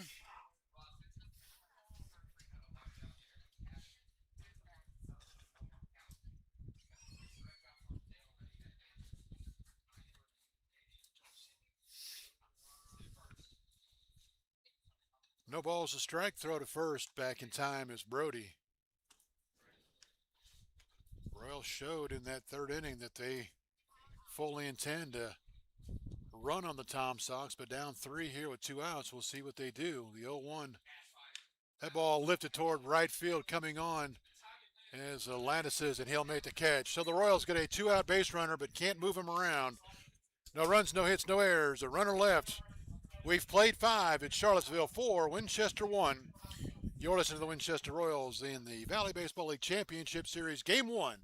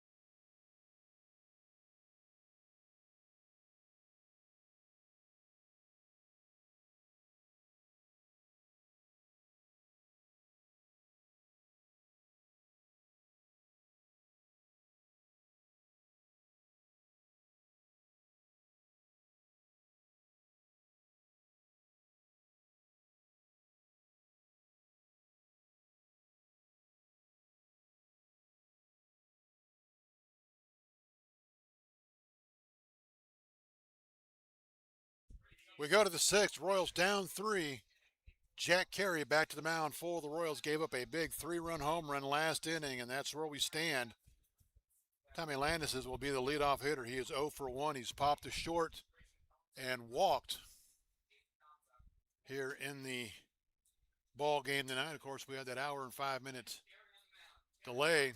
Grounded towards short, and that's going to be snagged by Zach Fortman on the diving stop, but good speed from Landis, and he'll reach on the infield single. That'll be the 4th hit of the game for Charlottesville. Caden Combs has the RBI single in the 4th to tie the game up. He's 1 for 2. Fortman did everything he could. He made the diving stop but couldn't get the ball to first in time to retire the leadoff hitter here in the 6th. Aiden Harris hit the ball right on the screws in the 2nd. Was lined out to third. He's also flown to left. The 1-0 from Carey. That's nowhere near off the plate. 2-0.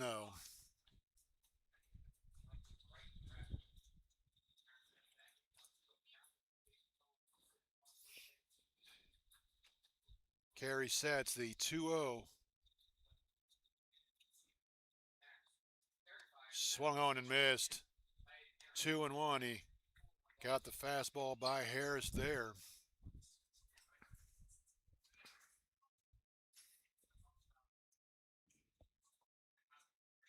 Carey sets the 2-1 delivery to Aiden Harris. Swung on and missed. Count evens up 2-2. Might have chased ball 3 off the plate there. But Carey has battled back to go even in the count here. Carey sets the 2-2 delivery. Off the plate for ball 3-2.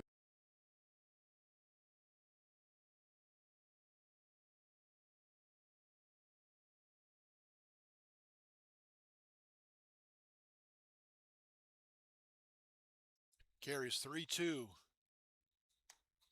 That'll miss outside. Didn't miss by much. Carey doesn't get the call. And for the 2nd inning in a row, the Tom Sox put the first two guys on. Last inning, it cost the Royals 3 runs on a 3-run bomb from Grayson McCollin. Now Aiden Harris is the hitter. That was Caden Combs that just walked.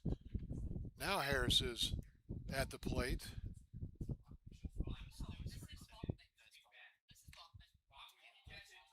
Bachman drops down the bunt, and now Carey's going to throw it down the line. This is going to turn into a disaster for the Royals.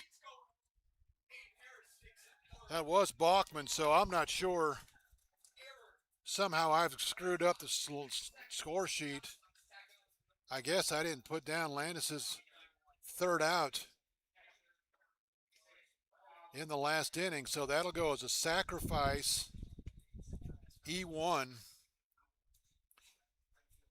Combs comes in to score, and the Royals are starting to fall apart at the seams here. Charlottesville have runners on 2nd and 3rd, 2nd error of the game for the Royals. Dom Caffarello, 1 for 1. He's been hit by a pitch and singled. Royals will bring the infield in down 5-1 here. So I guess Landis has made the last out last inning, and I didn't write it down as I had him leading off. That'll be fouled into the screen. 1-1. So as Combs that walked, Harris got the base hit. Bachman dropped down the sacrifice, and then Carey threw it away to allow the runner to score from 2nd and put runners on 2nd and 3rd now. Still nobody out here in the 6th as this one's starting to slip away from the Royals. The 1-1 off the plate for ball, 2-1.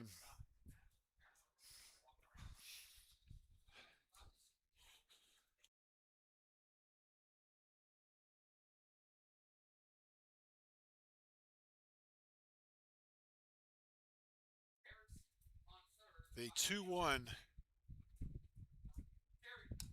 off the plate for ball, 3-1 to Dom Caffarella.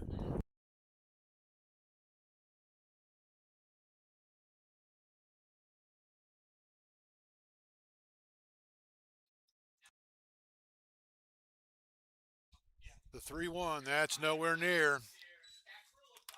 And Caffarella will walk. That'll load the bases. And that will probably be the end of the line for Jack Carey. Nobody out here in the inning. A couple of walks, an error, a base hit, and the Charlottesville Tom Sox looking to blow this one open as they lead it now 5-1. And Jack Carey's night will come to an end. So the Royals will go to the bullpen here in game one of the championship series. The hour and 5-minute rain delay has now turned into a disaster for the Royals as they find themselves down 5-1. We'll tell you about the new pitcher here momentarily.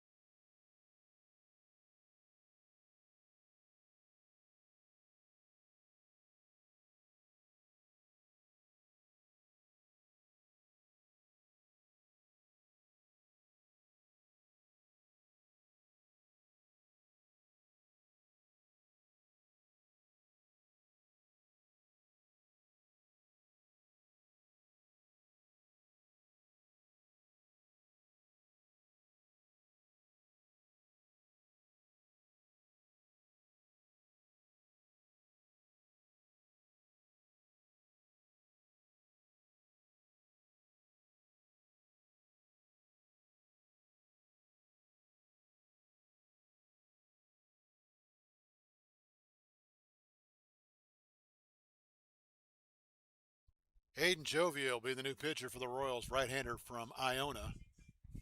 Takes over for Jack Carey.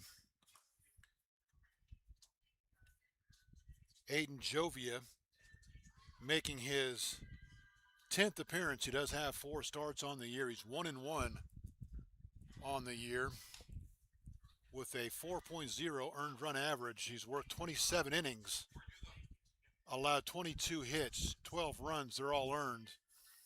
15 walks, 18 strikeouts. He's allowed 7 extra base hits, 4 doubles, a triple, 2 home runs. The league hitting .227 against the new Royals pitcher, Aiden Jovia.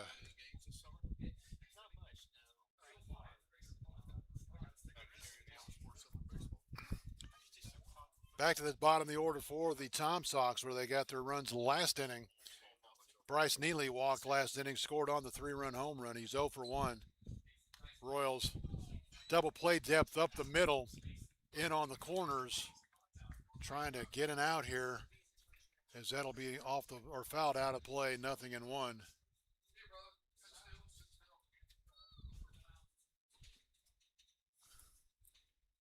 Jovia's 0-1, swung on and missed. Good pitch there from Jovia to get ahead in the count. 0-2. The Royals have committed 2 errors. A big one this inning that has opened the floodgates to go with a couple of walks. Charlottesville trying to blow this thing open. The 0-2 to Neely. Just missed out. Oh, called strike 3. A delayed reaction again from the home plate umpire as he comes up and calls him out. Big out number 1 for the Royals. That'll bring up Xavier McCurry. Reached on a fielder's choice last inning. He scored on the 3-run home run.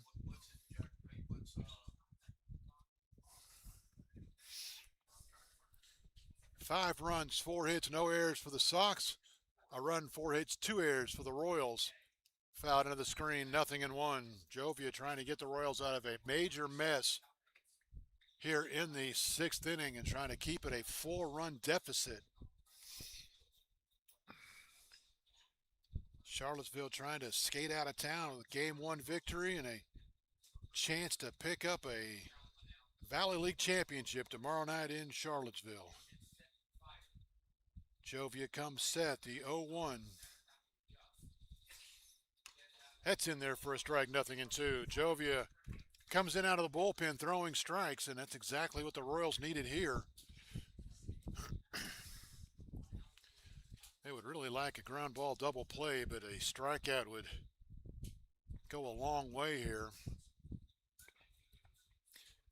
Jovia sets. He'll check the runners. The 0-2 downstairs. Nice job by J.P. Williams to knock it down and keep that from going to the backstop and keeping another runner from coming across.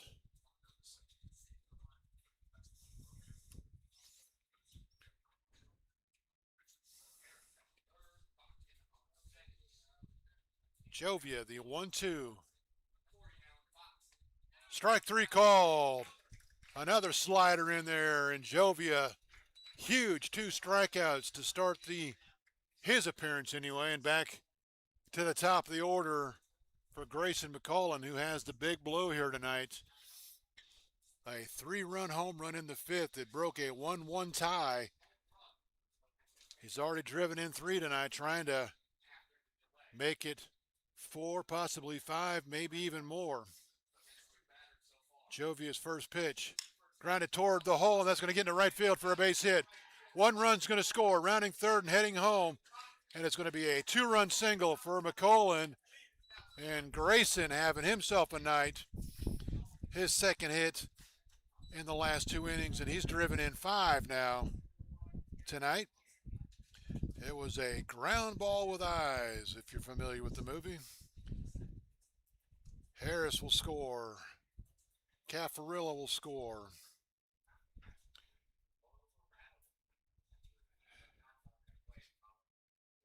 And now runners on first and second for Harrison Campy.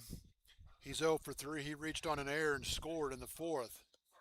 And the Tom Sox blowing this one open. That's in there for a strike, 0-1.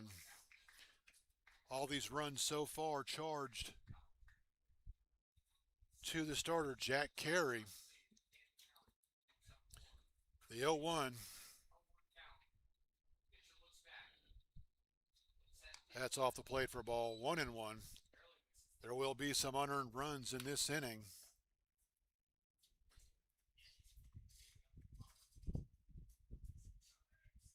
In fact, they may all be unearned with,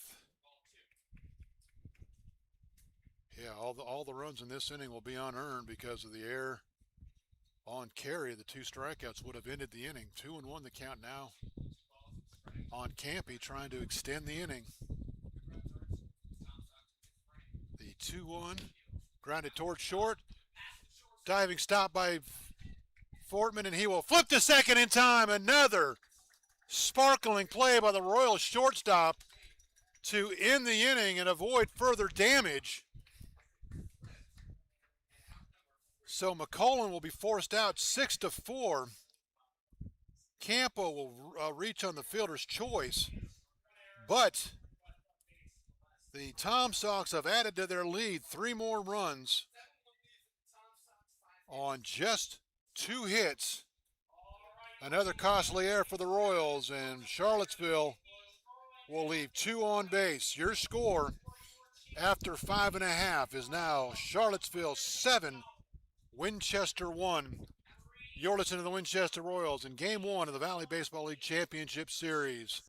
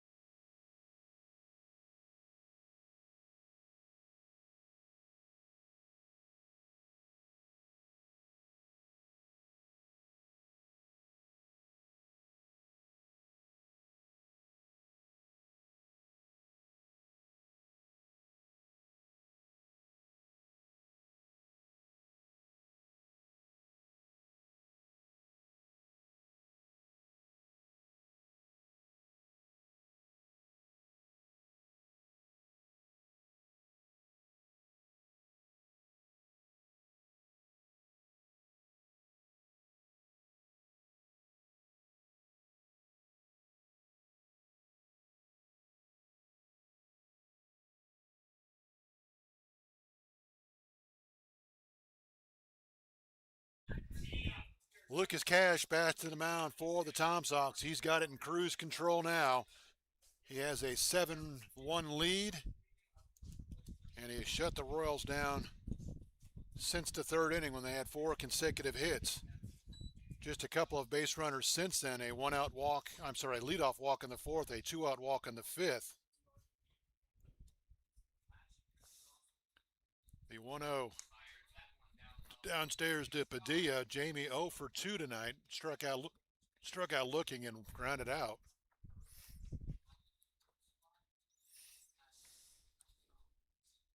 Grounded towards short. McCurry back on it. A long throw to first is going to be in time. Looked like McCurry might have made a mistake as he went back to field the big hop, but he makes the one hop bounce throw on the turf across the field to retire Padilla on a bang-bang play at first. That'll bring up JP, who's 0 for 1. JP Williams struck out and walked.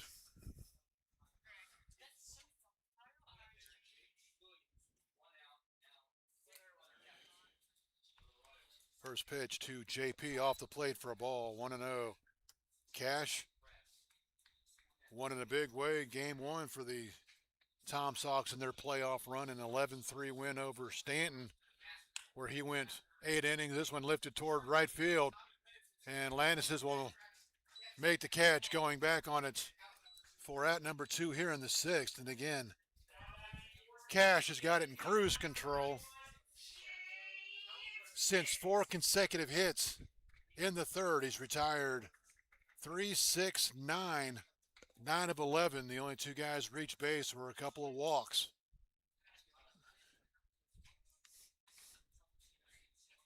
First pitch to James Pitts will miss high and tight. 1-0.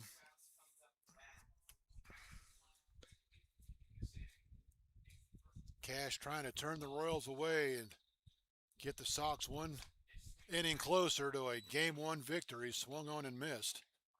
1-1. Again, Charlottesville 4-0 on the road in these playoffs so far. Swept Stanton 2-0. I'm sorry, 3-0. That's going to be lifted towards center field, and that'll be easy for Neely. And another 1-2-3 inning turned in by Lucas Cash. The Royals running out of chances. Going to have to find some offense here quickly as they find themselves down 7-1. We've played 6. You're listening to the Winchester Royals and Valley Baseball League action.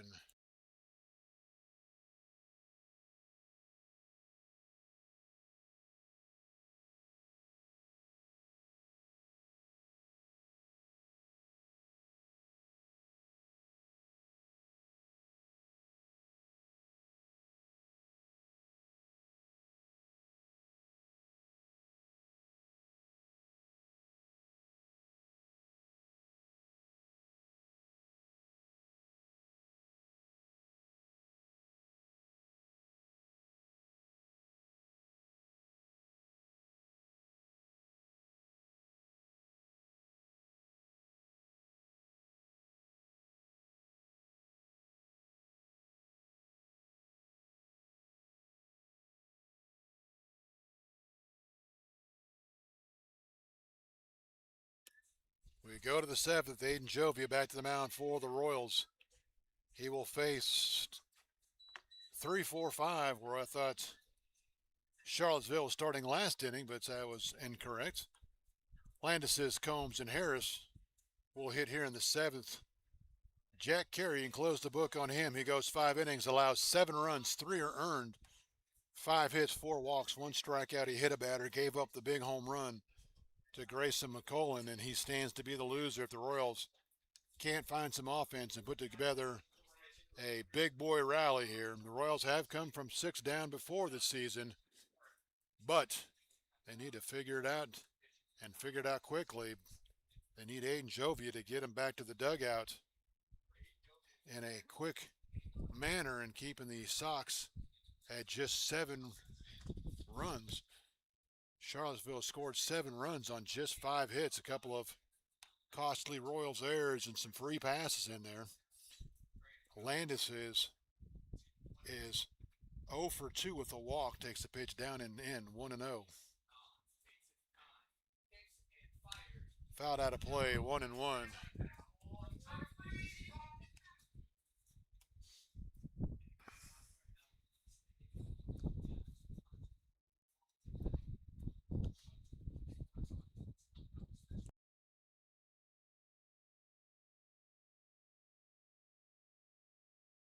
Off the plate for a ball. 2-1 the count on the left-handed hitting outfielder.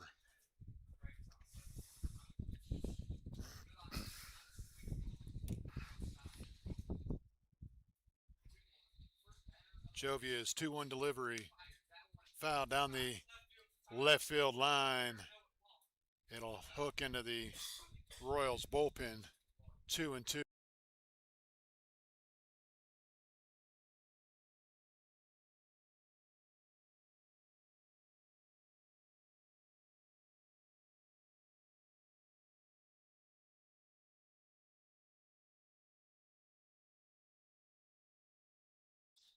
Strike 3 called on a pitch down in the zone.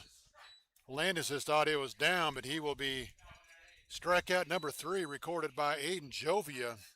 All 3 looking.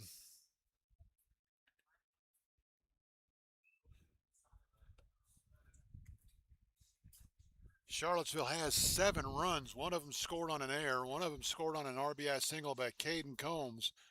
Grayson McCollum has driven in the other 5. A 3-run home run and a 2-run single.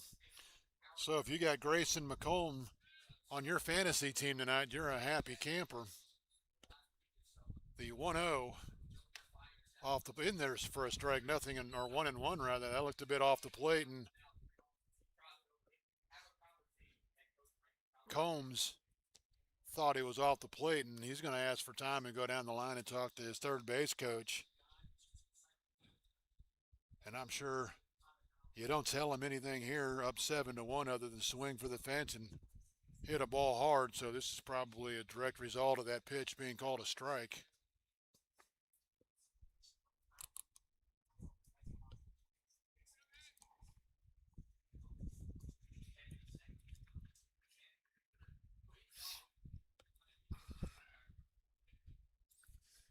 Combs crawled in, and Jovia tried to quick pitch him. Home plate umpire said, "Hold on, let's wait a second." Now we're 1-1, ready to go. That'll miss upstairs. 2-1 the count on big Caden Combs. He is 1 for 2, single, drove in a run. He's also walked and scored.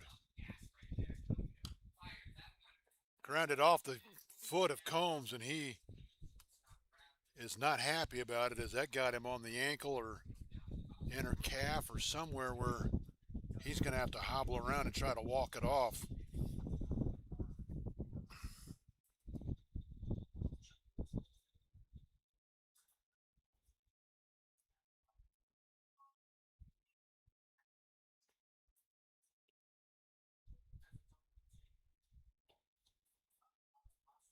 So again, 7 runs on just 5 hits for the Sox. Grayson McCollum has done most, if not all, the damage here tonight. Combs still walking around, and now he'll crawl back in the box as he's ready to go.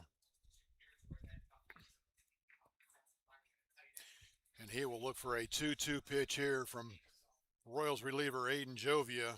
Grounded towards second. Keenan up with it. He will fire on to first in time for the second out here in the 7th. So outside of a 2-out, 2-run single from Grayson McCollum, Jovia is retired 4 of the 5 of the 6 that he has faced. Aiden Harris has hit a ball hard a couple of times. He's 1 for 3, scored back in the 6th. Slider will miss down and away. 1-0. So the Royals led this one 1-0. Had a chance to add on, couldn't do it. And the Tom Sox have made him pay. That's called a strike on the check swing, and couple of times on questionable check swings that first base umpires rung the hitter up, one each way.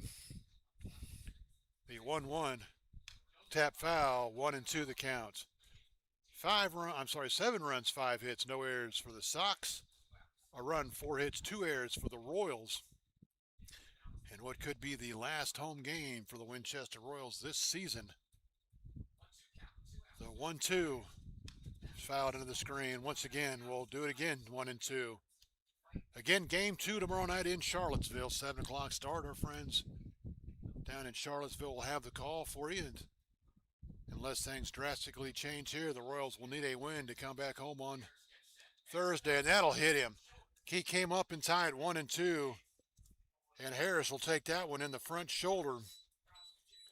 Second time the Royals have hit a batter tonight, and that was 1-2, and I guess if you got to choose between a 1-2 hit by pitch or an 0-2 3-run home run, you'll take the 0-2 or the 1-2 hit by pitch, but certainly not what you want there ahead in the count. That'll bring up Braden Bachman. Braden is 0 for 2. He tried to drop down the sacrifice that was thrown away by Carey. Then he came around to score, and that's off the plate for a ball. 1-0.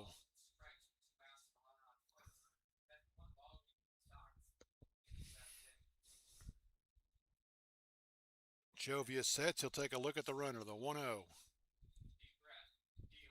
Swung on and missed. A good hard life fastball from Jovia evens the count, 1-1.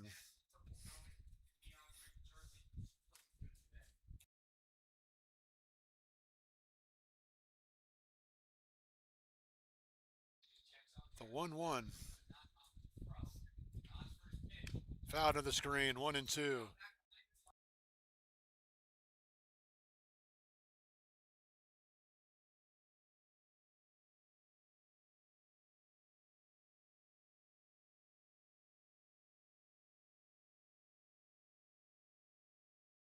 A ball and 2 strikes, 2 outs. Jovia trying to close it out here in the 7th, getting the Royals back to the bat rack. Aiden sets. He'll check the runner. The 1-2. That'll miss way outside. Count evens up 2-2.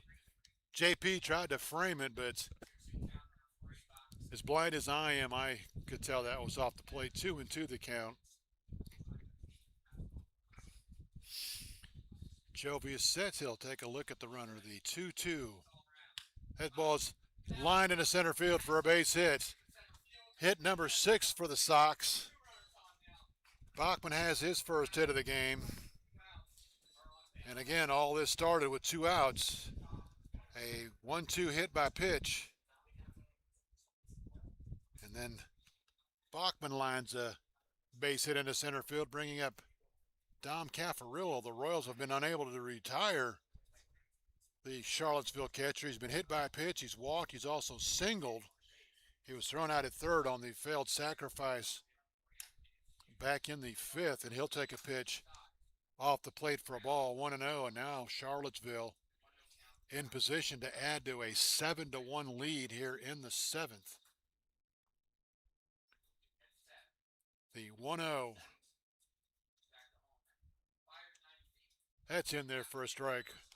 1-1.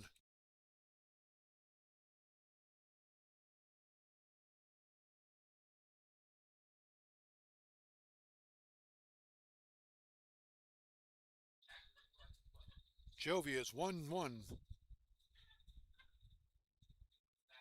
That'll miss down and away, 2-1.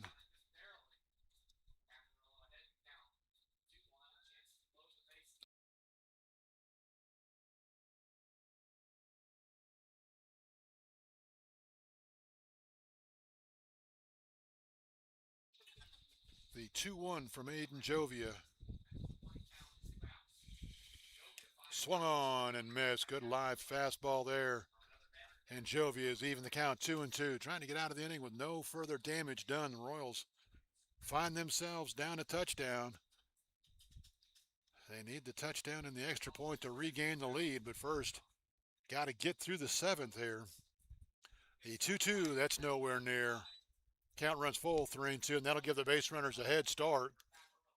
Harris from second Bachman from first, 3-2, 2 outs, will be off with the pitch, which means if Caffarella can run one up the alley, we're looking at a 9-1 lead for Charlottesville. The 3-2, that'll miss inside. The bases are loaded. He missed just inside on the 3-2 pitch. And all this again happening with 2 outs. That'll bring up Bryce Neely, and Neely has home run power. He's hitting in the 8-hole for the Sox, but has a couple of postseason home runs, including a big one last night. He's 0 for 2 with a walk. And he'll line this one over the head of Carl Keenan. 1 run's going to score. 2 runs are going to score. And if the Tom Sox hadn't blown this one open before, they have now. Bryce Neely just got a piece of it and flipped it over Carl Keenan's head. Carl went back on it but couldn't come up with it. It'll be a 2-run single for Neely. Harris will score. Bachman will score. Again, all of this with 2 outs. Neely will go to third. And Xavier McCurry a chance to add to a 9-1 lead here. Swung on and missed. Nothing in 1. Jovia struck out the leadoff hitter. Got a ground out for out number 2, then on a 1-2 pitch hit Aiden Harris, and it has all fallen apart since, as 2 more runs have come across. The 0-1. That ball's lifted towards center field. Coming on is Padilla. He's not going to be able to get there. The runner trying to get to third. The throw to third is going to be not in time. And the Sox continue to pour it on. And now we're approaching run rule territory. Neely goes first to third. McCurry picks up his first hit of the ball game, drives in his first run. It's 10-1. As Caffarella scores. And of course the Royals will have to hit in the bottom of the inning. But we are in run rule territory, and look who's up. Grayson McCollum, who has got 2 hits in his last 2 at-bats and driven in 5 runs. A chance to improve that number, the 1-0. Slider in there for a strike, 1-1. The Sox have scored 3 more runs this inning. That's 3 innings in a row where they've put up 3 runs. And this time they do all the damage with 2 outs. The 1-1. That'll miss outside, 2-1.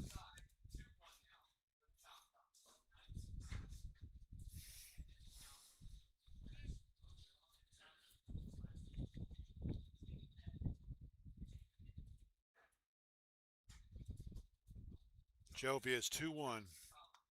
That'll miss downstairs, 3-1. You got to wonder how much longer the Royals will go with Jovia, who came on, struck out the first 2 hitters he faced. Got the first 2 guys in this inning, but 1, 2, 3, 4, 5 consecutive hitters have reached base, including a pair of 2-out singles. Fouled into the screen. It's 3-2. And that will give Xavier McCurry a head start from first. He'll be off with the pitch, as he hopes to score from first on a ball up the alley. Jovia sets the 3-2. Ball 4, he's walked him loaded again.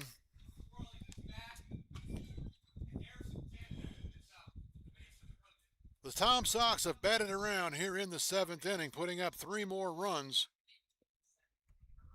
2nd inning in a row they have batted around, and Harrison Campy, who grounded out to end the last inning, will be the hitter with the bases loaded and 2 outs.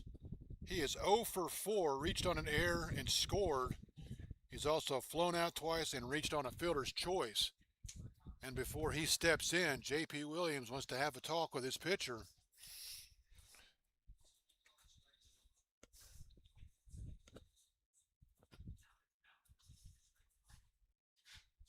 So Jovia needs an out to get out of this before more damage comes across. The Royals led it 1-0. The Sox a run in the fourth, 3 in the third, or 3 in the fifth, 3 in the sixth, and now 3 in the seventh, and have blown this thing open. They lead it 10-1. Fastball, 0-1 the count on Harrison Campy. The 0-1 foul to the screen, 0-2.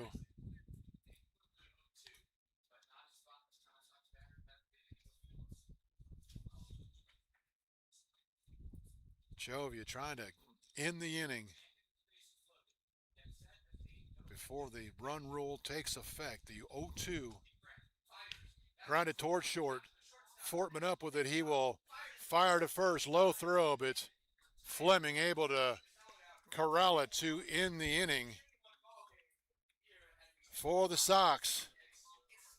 3 more runs on 3 hits. There were no Winchester errors, and Charlottesville will leave the bases loaded. We have played 6.5.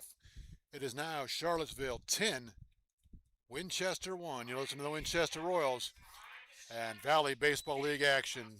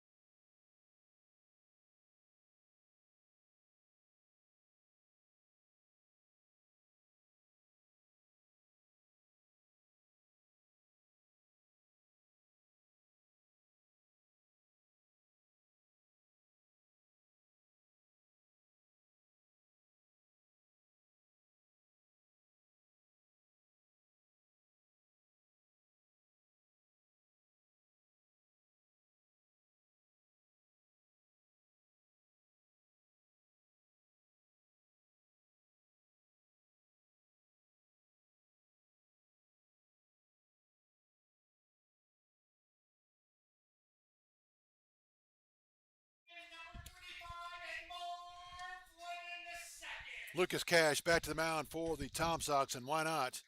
He's got it in cruise control. He allowed 4 consecutive hits in the third inning and has allowed absolutely nothing since. A pair of walks is all the Royals been able to muster in the last 4 innings. Amar Fleming, the second, will lead it off. He's 0 for 2, a couple of flyouts, 1 to right, 1 to left. And that'll be off the plate, 1-1 the count. Fleming was the last hitter to hit before the delay. Flew out to left field and has not hit since. The 1-1 in there for a strike, 1-2.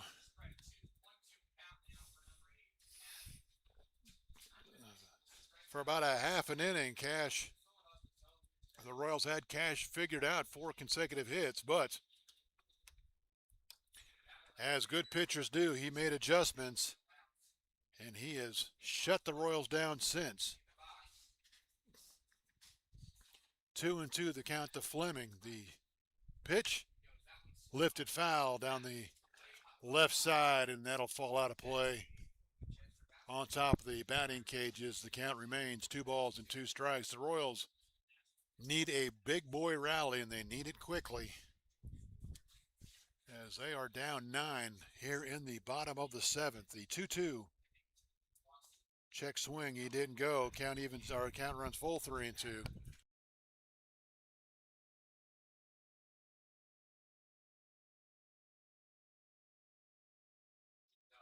The 3-2. That ball's lined. A nice diving stop by their first baseman, Combs robs Fleming of a base hit. Fleming hit it hard. A diving play by Caden Combs.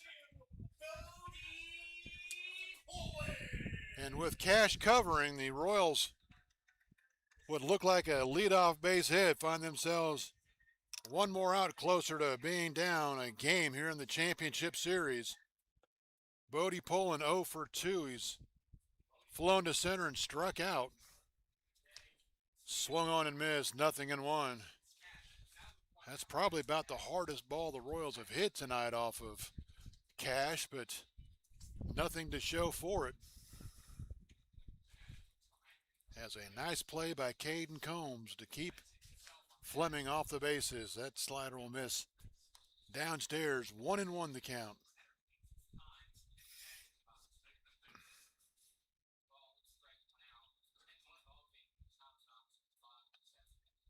The 1-1.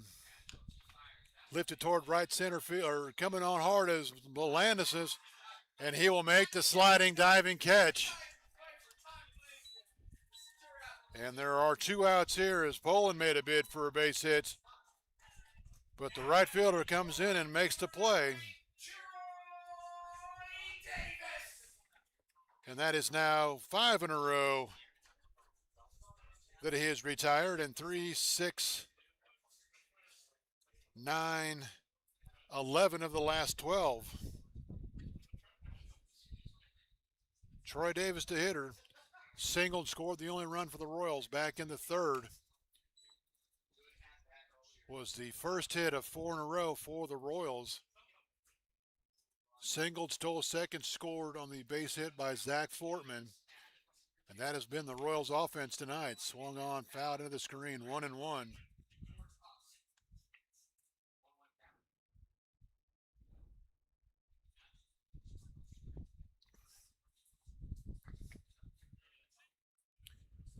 Ball and a strike, 2 outs. We play in the bottom of the 7th. The Tom Sox have blown this one open. The 1-1. That ball is lined into center field for a base hit. Davis has his second hit of the night. The Royals need one of those Tom Sox 2-out rallies here.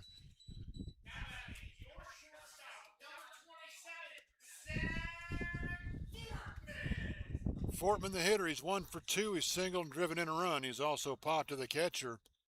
He'll hit here with 2 outs in the 7th, and the Royals needing a bunch.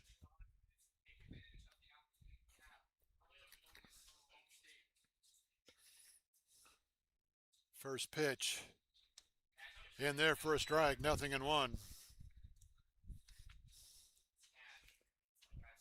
As we approach the 11 o'clock hour on the East Coast. Again, we sat through a 1 hour and 5-minute delay.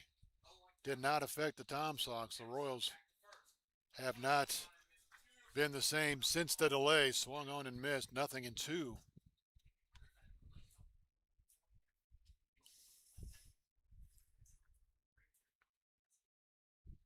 Cash trying to put the Royals away here in the 7th. The 0-2 fouled off his foot. We'll do it again, 0-2.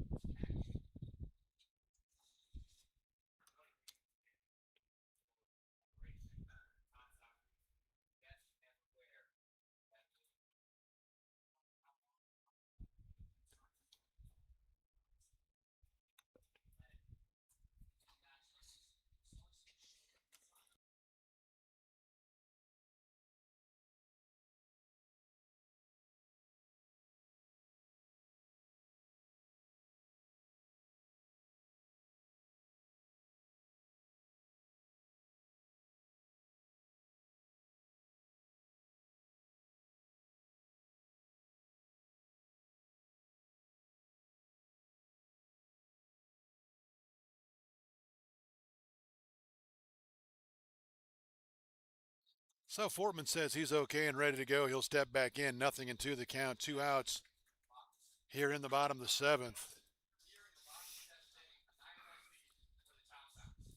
Cash is 0-2. Lifted toward left. Should be easy for Backman. He'll come on and he will make the catch. So the Royals get a 2-out base runner here in the 7th, but he'll be left at first. We have played 7. It is all Charlottesville. Tom Sox 10, Winchester 1. You're listening to the Winchester Royals in Valley Baseball League action.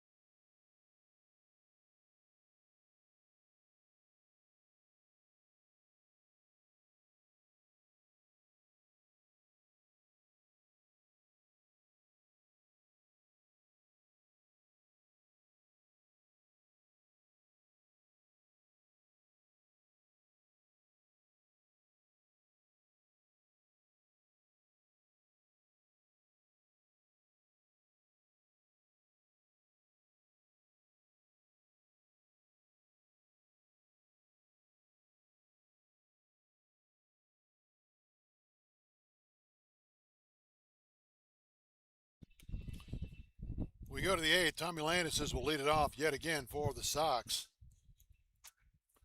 He struck out looking in the 7th to start the 7th, but that didn't deter the Charlottesville Tom Sox as they rallied for a 3-run inning after 2 outs.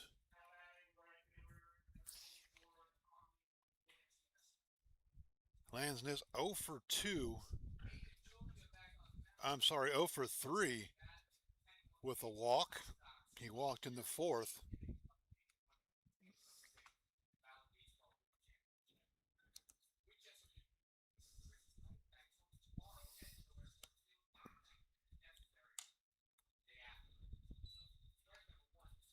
First pitch in there for a strike. Jovia back to the mound for the Royals.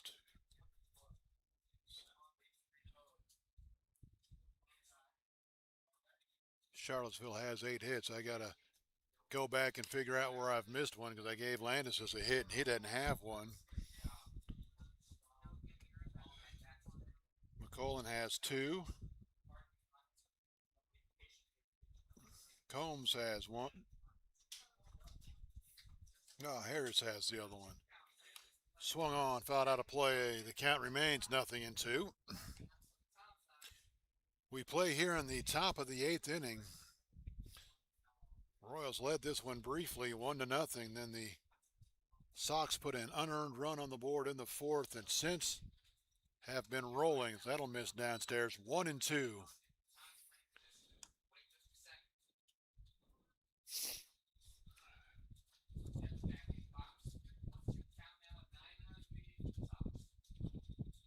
The 1-2. Strike 3 call. Landis is struck out looking for the 2nd inning in a row, and once again, he's not happy with the call, but he is down on strikes for out number 1, and that'll bring up Caden Combs. He got the Sox on the board with an RBI single in the 4th rather. He is 1 for 3. He's grounded out twice, walked and scored in the RBI single. Pitch in there, and again the first base umpire on a questionable check swing says yes, he went too far.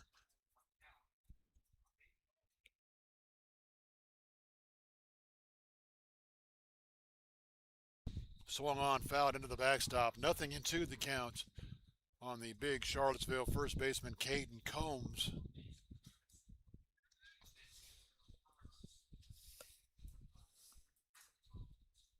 The 0-2. Foul tipped, and that got a piece of J.P. Williams, and he's not feeling good. And he will ask for the ball, and he will go out and talk to Jovia. So Williams seems to be okay, but that got a good piece of him as he came out in obvious pain, but seems to be okay, and he'll crawl behind the plate, and we'll go to work 0-2.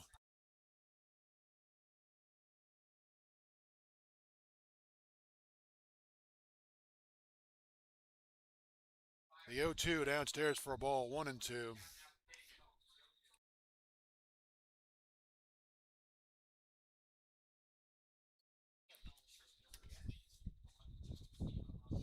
The 1-2.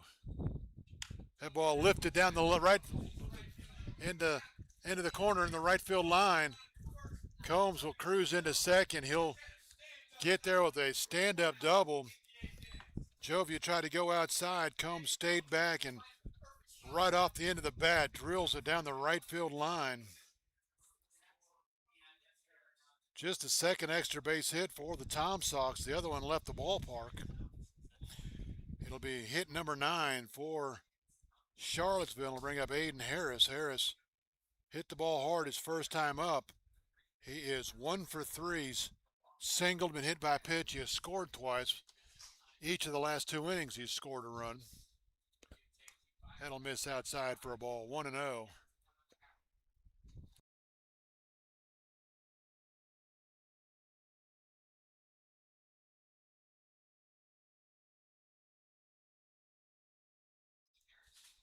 Jovia's 1-0.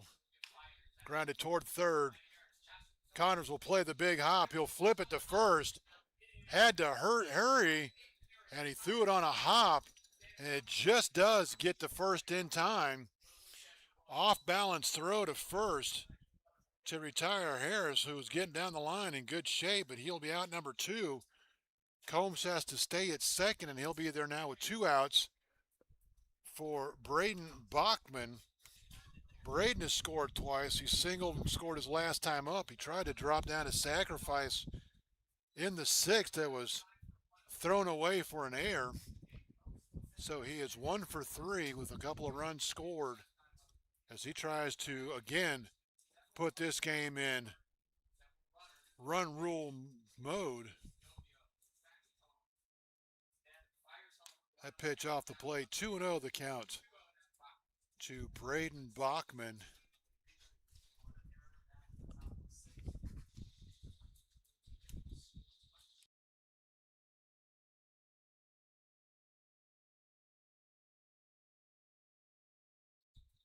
The 2-0. That'll miss downstairs for a ball, 3-0, and Jovia now a pitch away from extending the inning.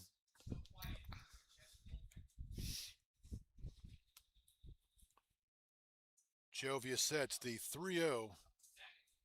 That's upstairs, ball 4. Bachman reaches for the 3rd inning in a row.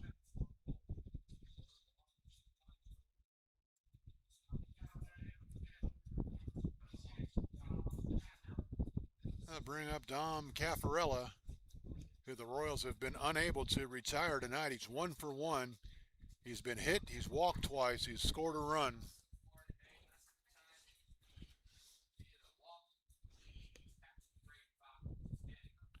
First pitch to Caffarello, fouled into the screen. 0-1. Dom Caffarello, the Charlottesville backstop, the catcher, trying to push this one to run rule situation. The 0-1. Swung on and missed, and Jovia, good breaking ball there to jump ahead in the count. 0-2. The Royals will need a big rally or a big night tomorrow night if they hope to get that 14th win. That's flared towards second, where Carl Keenan will make the catch to end the inning. So a 1-out double, a 2-out walk remain stranded. We'll go to the bottom of the 8th. For the Sox here in the 8th inning, no runs, a hit, no errors. They'll leave 2. They have left a bunch on the last 3 innings. However, they have scored more. We'll go to the bottom of the 8th. It is Charlottesville 10, Winchester 1. You're listening to the Winchester Royals in Valley Baseball League action.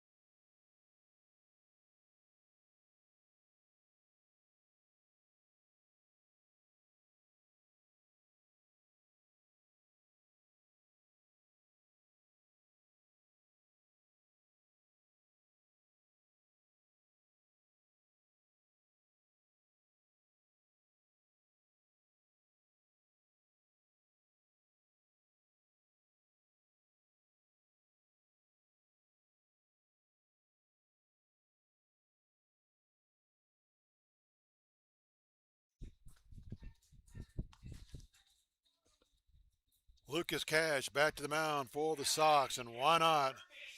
He has shut the Royals down on 4 hits through 7 innings, trying to turn in his second 8-inning postseason performance and vault the Charlottesville Tom Sox to 1 game from a Valley Baseball League championship. He'll face the top of the Royals order, 1, 2, 3, Connors, Keenan, Padilla. Connors has one of the 5 Royals hits, 1 for 2 with a walk, and he'll take a pitch in there for a strike. 0-1.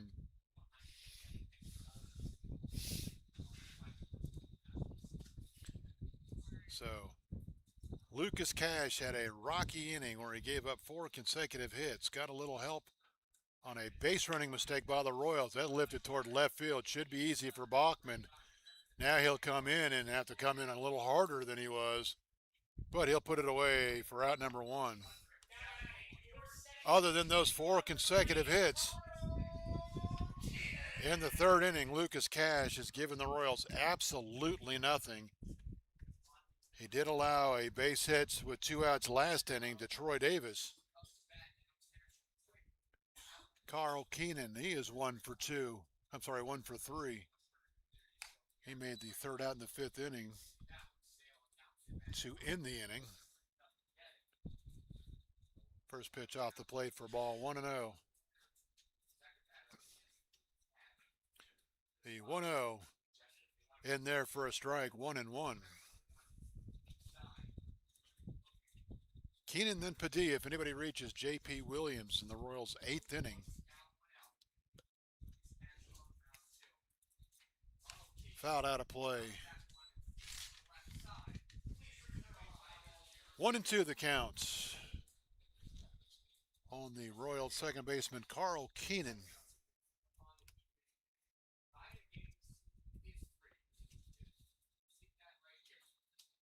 The 1-2.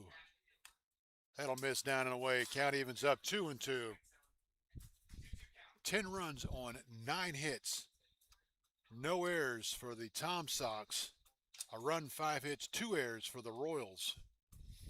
The 2-2 foul down the left field line. The count remains 2-2. It has been all Charlottesville since the weather delay back in the 4th inning.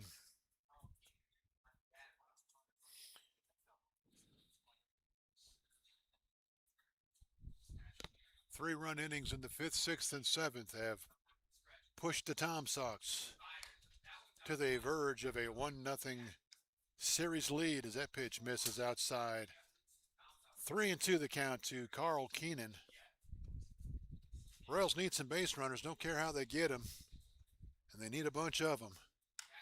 Popped it up. Should be easy. Neely will come on and he'll make the catch in center field.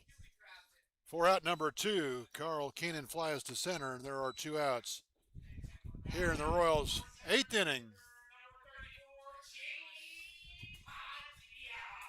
Jamie Padilla is 0 for 3, struck out looking at a couple groundouts, 1 to second, 1 to short, as he will hit with 2 outs here in the 8th, and the Royals down a bunch.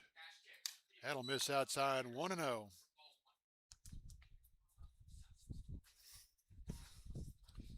So Lucas Cash has been everything the Tom Sox could ask for in his 2 playoff appearances. That'll miss inside, 2-0. And more importantly, this team that has played the last several days in a row without a day off, the 2-0 in there for a strike, 2-1. Outside the rain out to start the playoffs. Charlottesville's played every day since, though 2-1. Lifted down the right field line. Should be easy as Landis will get there and make the catch.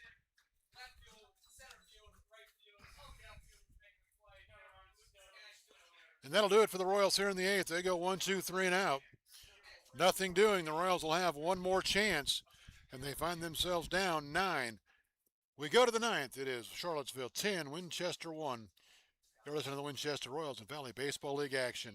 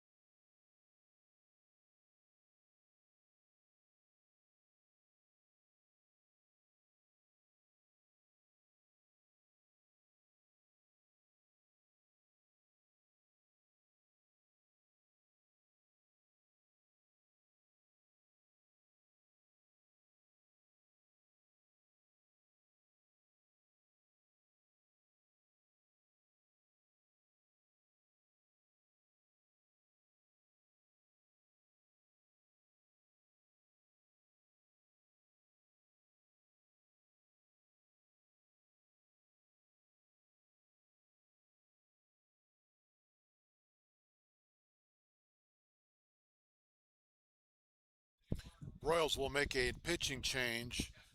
Mason Smith will be the new pitcher for Winchester. Mason from St. John's River will take over for Aiden Jovia.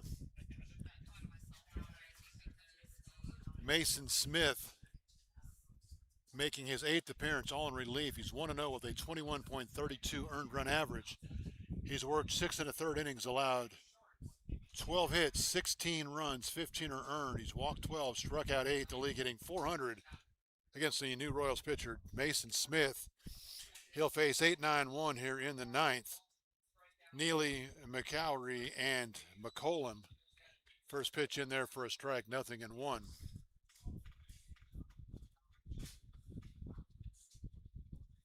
Let me write down Mason's name here. Mason, the left-hander for the Royals. Again, 1-0 on the year. Downstairs for a ball.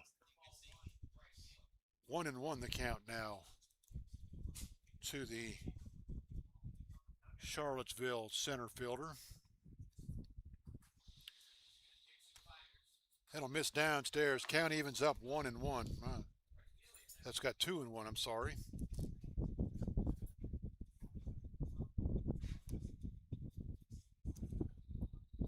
Smith trying to keep the Royals, I don't want to say within shouting distance, but within a large rally distance as that ball ripped foul toward the Royals bullpen. 2-2 the count.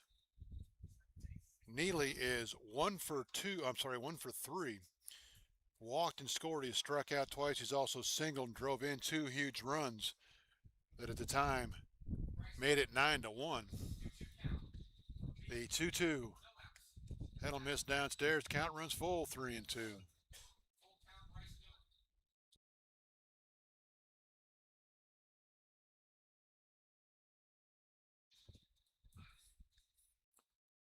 Smith winds, just 3-2. Fouled into the screen. We'll do it again, 3-2. So again, tomorrow night, game 2 from Charlottesville, 7 o'clock start. Royals look to rebound unless they can figure out a way to put up a storybook 9th inning. The 3-2 from Smith. Fouled out of play. We'll do it again, 3-2.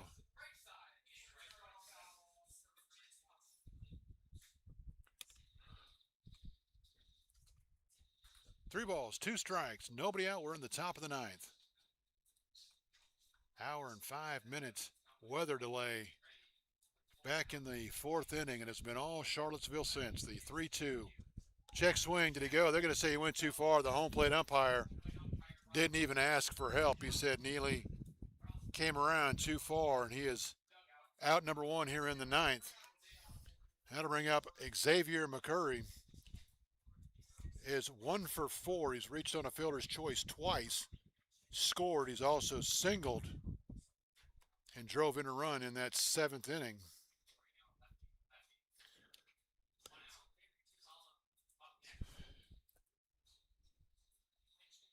Fouled out of play. 0-1.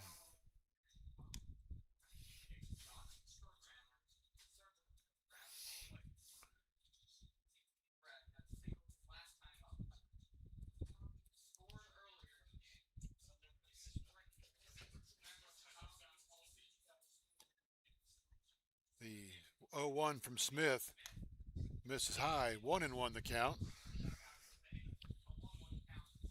There is a right-hander up getting loose in the Charlottesville bullpen, so we'll assume Lucas Cash has done his job and will take the rest of the season off as he is trying to lift his team to a Valley Baseball League championship. That'll miss down and in. 2-1.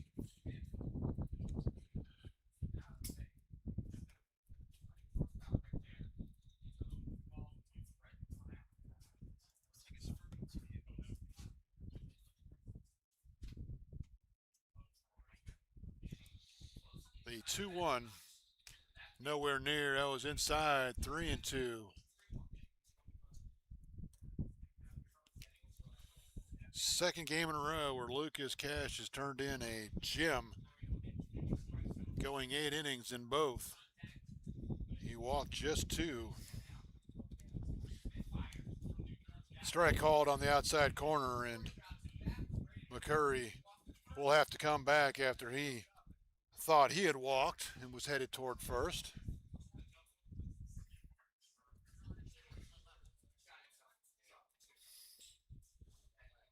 See if Smith can use that to his advantage, and he cannot, as that will miss downstairs, and McCurry flips his bat at the plate like, I told you I was going to walk.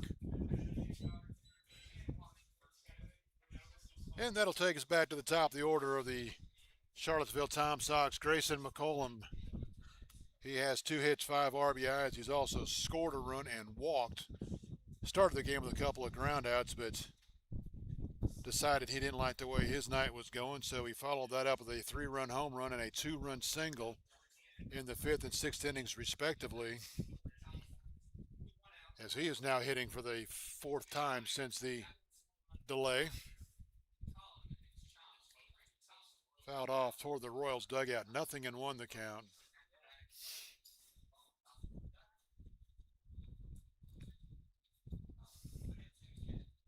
Mason Smith trying to keep it right here and see if the Royals can put together what would be a memorable 9th inning for, well, absolutely nobody, as everybody has pretty much left the ballpark now. Grounded right back up the middle. Caught by Keenan. He will throw to first for a double play. Keenan with the 4-3 unassisted double play. Fielded it behind the bag to tag it to retire McCurry.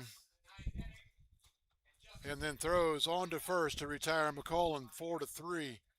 2 in the inning for the Sox in the 9th. No runs, no hits, no errors. They'll leave nobody on. We go to the bottom of the 9th. Last chance for the Royals. They need a big inning, or they will find themselves down a game heading to Charlottesville tomorrow night. You're listening to the Winchester Royals and Valley Baseball League action.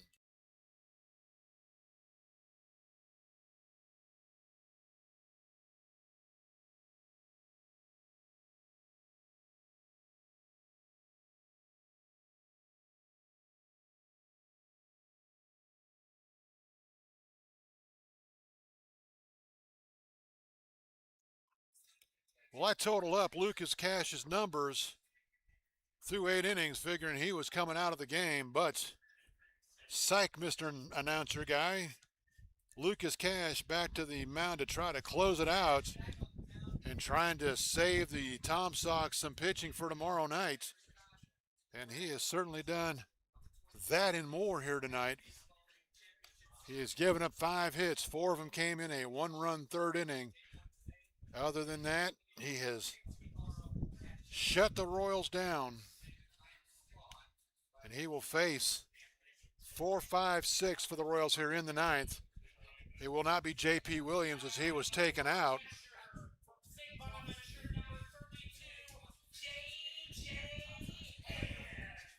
So Williams will give way to J.J. Hand, who came in to catch last half inning.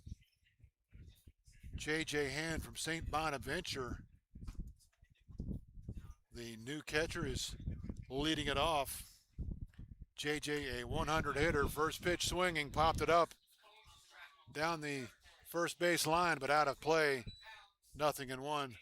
Hand a 100 hitter, his 12th appearance. He has started 10 games. He's 3 for 30, no home runs, 3 RBIs, as he is asked to get the Royals going here in the 9th. Down 10-1 to this Charlottesville Tom Sox team that has been virtually unbeatable the last 2 weeks. That's upstairs for a ball. 1-0, or 1-1 rather. When the Royals beat Charlottesville in Charlottesville, they dropped to 12-14. They have since been putting away teams with a regular authority, including a 21-0 shellacking of Stanton earlier this year. The 1-2 popped up. Combs will give it a look, but he will again run out of room. 1-2 the count. 10 runs, 9 hits, no errors for Charlottesville. 1 run, 5 hits, 2 errors for the Royals. And what was a very nice crowd to start the ball game, between a 1 hour and 5-minute delay and a 10-1 deficit for the home team, has dwindled down to pretty much nobody. A few people from Charlottesville still here. They figured they came all this way up here, they might as well see the end of the game. 2-2 the count as that one missed down and away.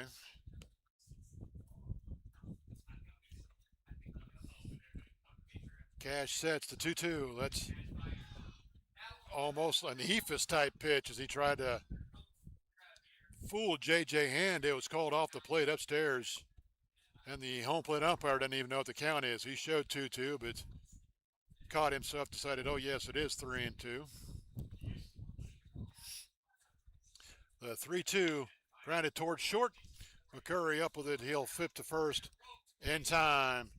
4 out, number 1.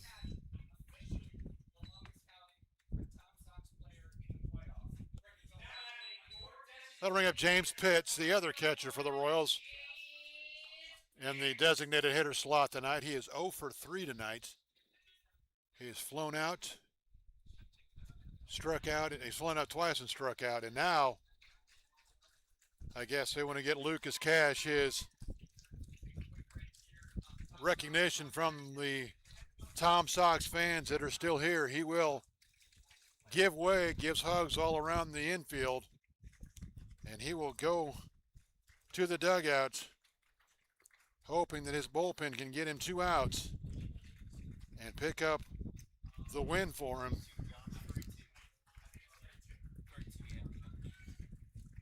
So number 32 on to pitch for Charlottesville, as you would expect, a very large hand for Lucas Cash as he exits.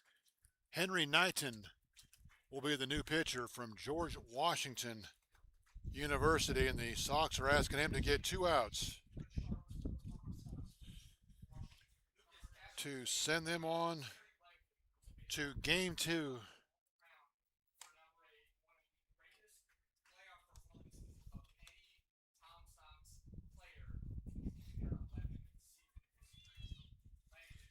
Knighton, the right-hander, again from George Washington.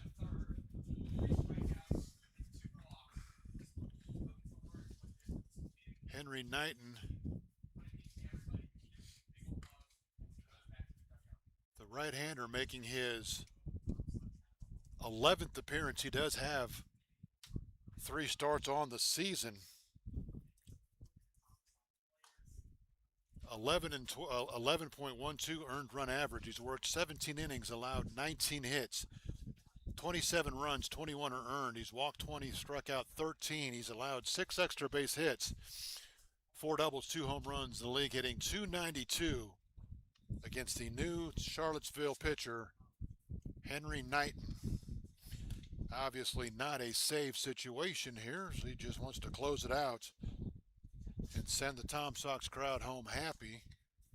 Although after the pitching performance they just saw, I'm not sure how much happier they can be.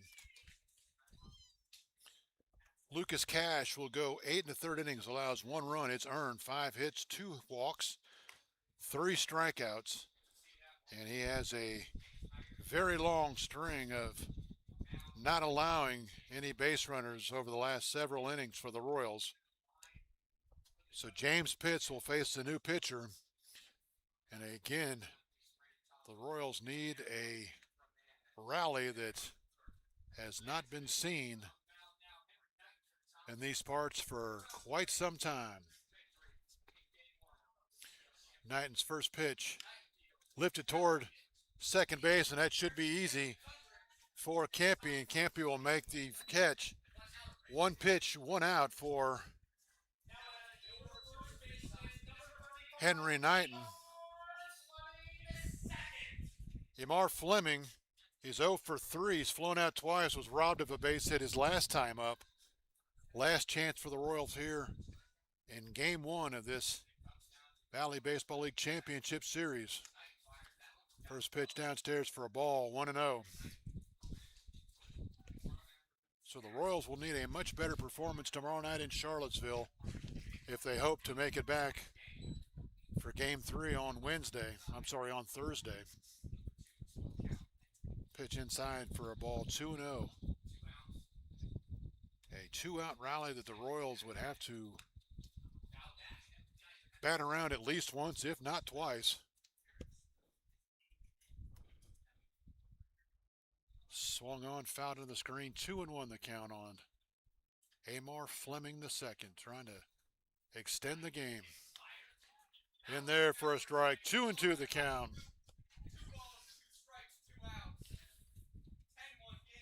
Tom Sox a strike away from a Game 1 advantage in the Valley Baseball League Championship Series.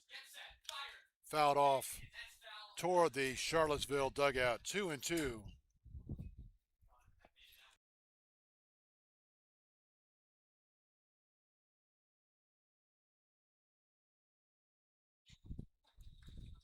The 2-2 fouled out of play. We'll do it again. 2-2. This is a game the Royals led 1-0 for a half an inning.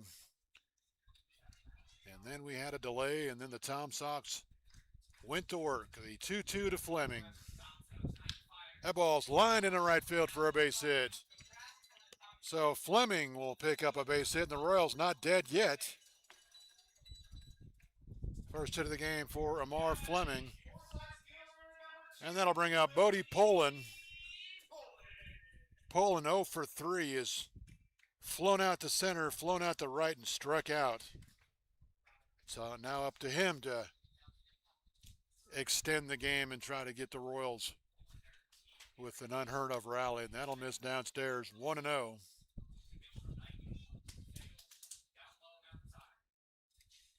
Royals looking for a 2-out, 9-run rally to extend this game.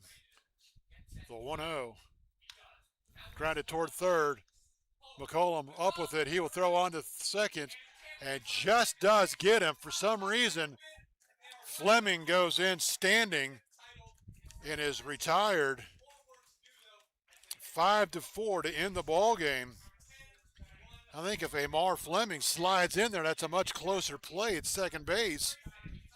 And maybe the Royals extend the game a little bit, but as it is, no runs a hit, no errors. A runner left in the ninth. Your final score from Bridgeforth tonight. Charlottesville 10, Winchester 1. For the Tom Sox, 10 runs on 9 hits. They commit no errors. Winchester 1 run on 6 hits. They commit 2 errors. Jack Carey will take the loss. He drops to 3-2. 5 goes 5 innings, 7 runs, 3 are earned.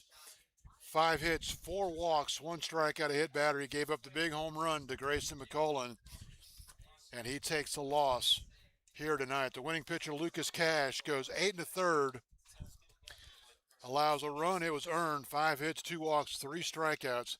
He improves to 4-1 on the season. Henry Knighton gets the last 2 outs to preserve the win and send the Charlottesville Tom Sox to game number 2 with an opportunity to win the Valley Baseball League Championship. Charlottesville improves to 24-18, 5-1 in the playoffs. They are now 4-0 on the road in the playoffs. The Royals drop to 22-17. They are now 2-1 in the playoffs, and for the first time this season face a must-win situation tomorrow night in Charlottesville in hopes to move on and bring this series back to Winchester on Thursday night. For Charlottesville, Grayson McCollum, 2 hits, 5 RBIs. He scored a run. Caden Combs also had 2 hits. He scored a run, and he drove in the first run of the game for Charlottesville to get them on the board. At the time, tied the game 1-1. Bryce Neely, base hit. He drove in 2 runs. Aiden Harris and Braden Bachman each scored twice for Charlottesville. For the Royals, well, the offensive numbers, there's not many of them. Troy Davis, a base hit, stole a base in the third, scored the only run for the Royals. He finishes with 2 hits and a run scored.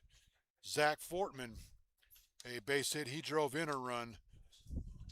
He was 1 for 3 with with the RBI. The other hits for the Royals, one to Brody Connors, one to Carl Keenan, and one to Amar Fleming there in the ninth inning for the Royals as they fall to the Charlottesville Tom Sox in Game 1 of the Valley Baseball League Championship Series. Tomorrow night, Game 2 in Charlottesville. The Royals need to win it to extend Game 3 and bring this series back on Thursday. That'll do it from the ballpark again, all Charlottesville.